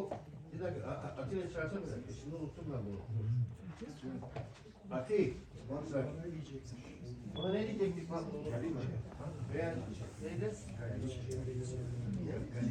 See that? Who liked that? Now, if you have a nice dark mahogany floor, it's going to light the room up, all right? It's easy to clean. The number one asked question, buying a handmade carpet, you know what it is?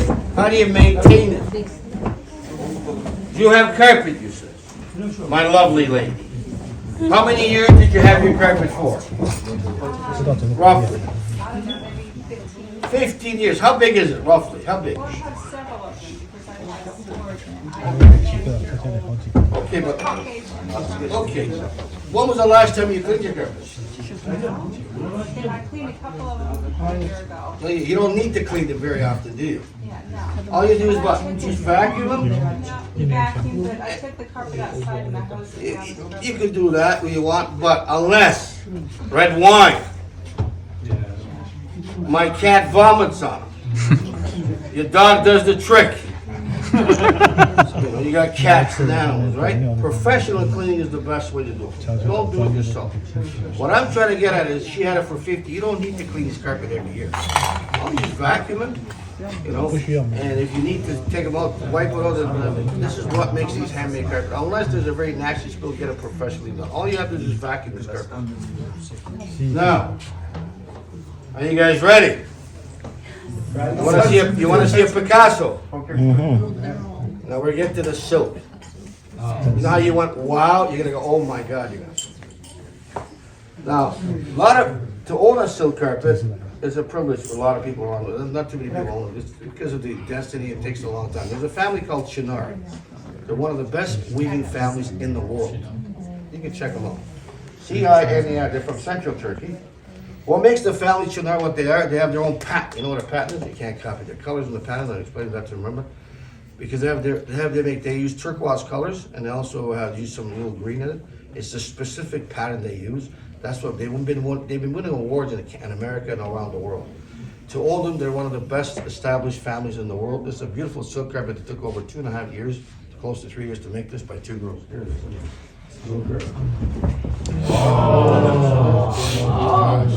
That one ring in addition. When you put this in your dining room, nobody has something like, wow, where'd you get that?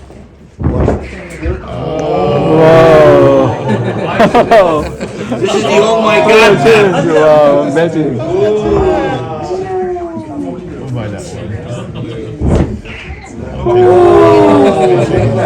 What am I doing to this silk? People have this misconception.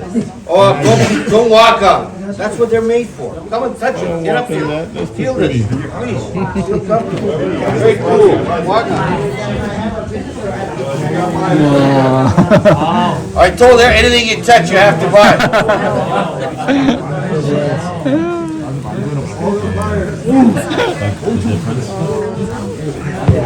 That's Mr. Walker.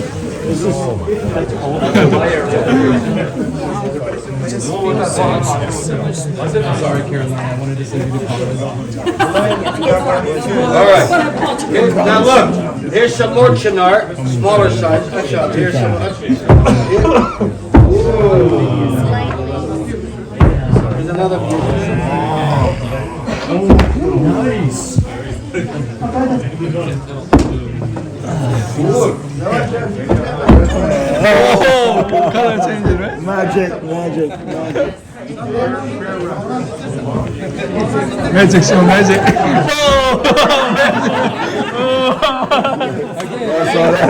Y'all saw that? Y'all saw that?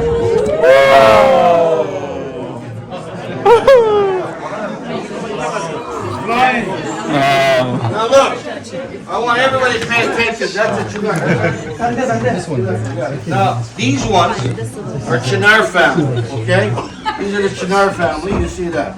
We do have, Chinar family is a collection and all that. We do have silk, price-wise, they're gonna be in the higher end. This is pure silk also, this is, that's from Central Turkey. Okay, there's another one, see? 1,001 night. Normal silk. Magic. Now, you'll see the difference between the Chinar is always turquoise colors and all that. Now, prices. Pricing. It is very difficult for me to give a price on each carpet. Why? They're different. What makes the price of any handmade carpets the number of knots? This is why it's so difficult. The prices vary so much. This is why this is going to cost a lot more than the other. Okay? Just to give you an idea, I'm going to explain to you, just to make sense to you, because I don't make the prices up. They all have a price, retail prices. You're not gonna, we'll give it to you, we're gonna give that to all your groups today, all right? We're not gonna go from this to this. They all, these, my clients, all these people that are gonna be selling the carpet, where we do that, we'll negotiate. But don't come up to me saying, we say 10,000, I can only give you 500. I can't do that. The girls gotta get, we have, look, I trust everybody's budget. You have to understand that, right? Right now, we're literally giving these a cost on the cost. We're trying to create some money for these girls. Take it or believe it, that's it. In the price, we ship them to you too, all right? So this is a one-time opportunity to come to my beautiful country. They do fly. Here. Nice. How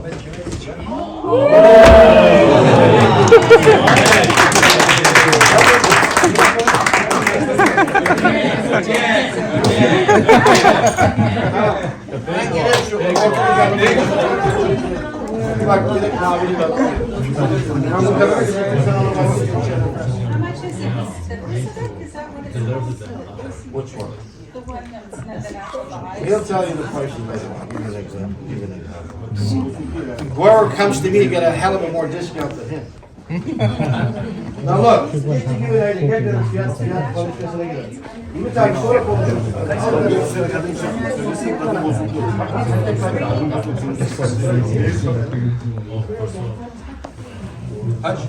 I want everybody to pay attention, look. I want everybody to pay attention to this.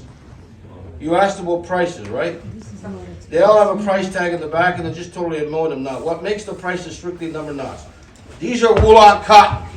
Remember I was talking about wool on cotton? If this is wool on cotton. If this is wool on wool, the warmth is wool, the weft is wool, and the pile is wool. Alright? This is wool on cotton. You see the warmth is cotton, you see the cotton fringes coming up? The weft is cotton. They're both wool on cotton, okay? Size is 4x6. What makes the prices the number of knots? Gel abi. Şey zamanında konuşmayın. Sevmediğim bir şey yapma ya. Ya sevmiyorum ya. Now look. See, herkes onlara bakıyor. Anladın mı? You see the back of these two carpets? Everybody see that? When you look at the back of these two carpets, which one looks more clear in the back, more detailed? This one. Keep looking at it. So when you say how much, you're gonna be double the price of that. Understand? So this is why the price will vary a lot. All right? So asking doesn't mean you have to buy. This is why it's so difficult. We have carpet starts off a minimum of $500,000 to go up to 10, 20,000, 100,000. Okay? So don't be afraid to ask. If you have a budget and all that, we'll negotiate and all that, give you the best price possible. Terms of payment, MasterCard, Visa, American Express, we can accept. You just sign the back of the carpet. Your bus is going to be up. Nobody's going to leave you here today. I hope you have a very safe trip back home. Maybe, hopefully, with a beautiful Turkish carpet. God bless you all. Thank you so much.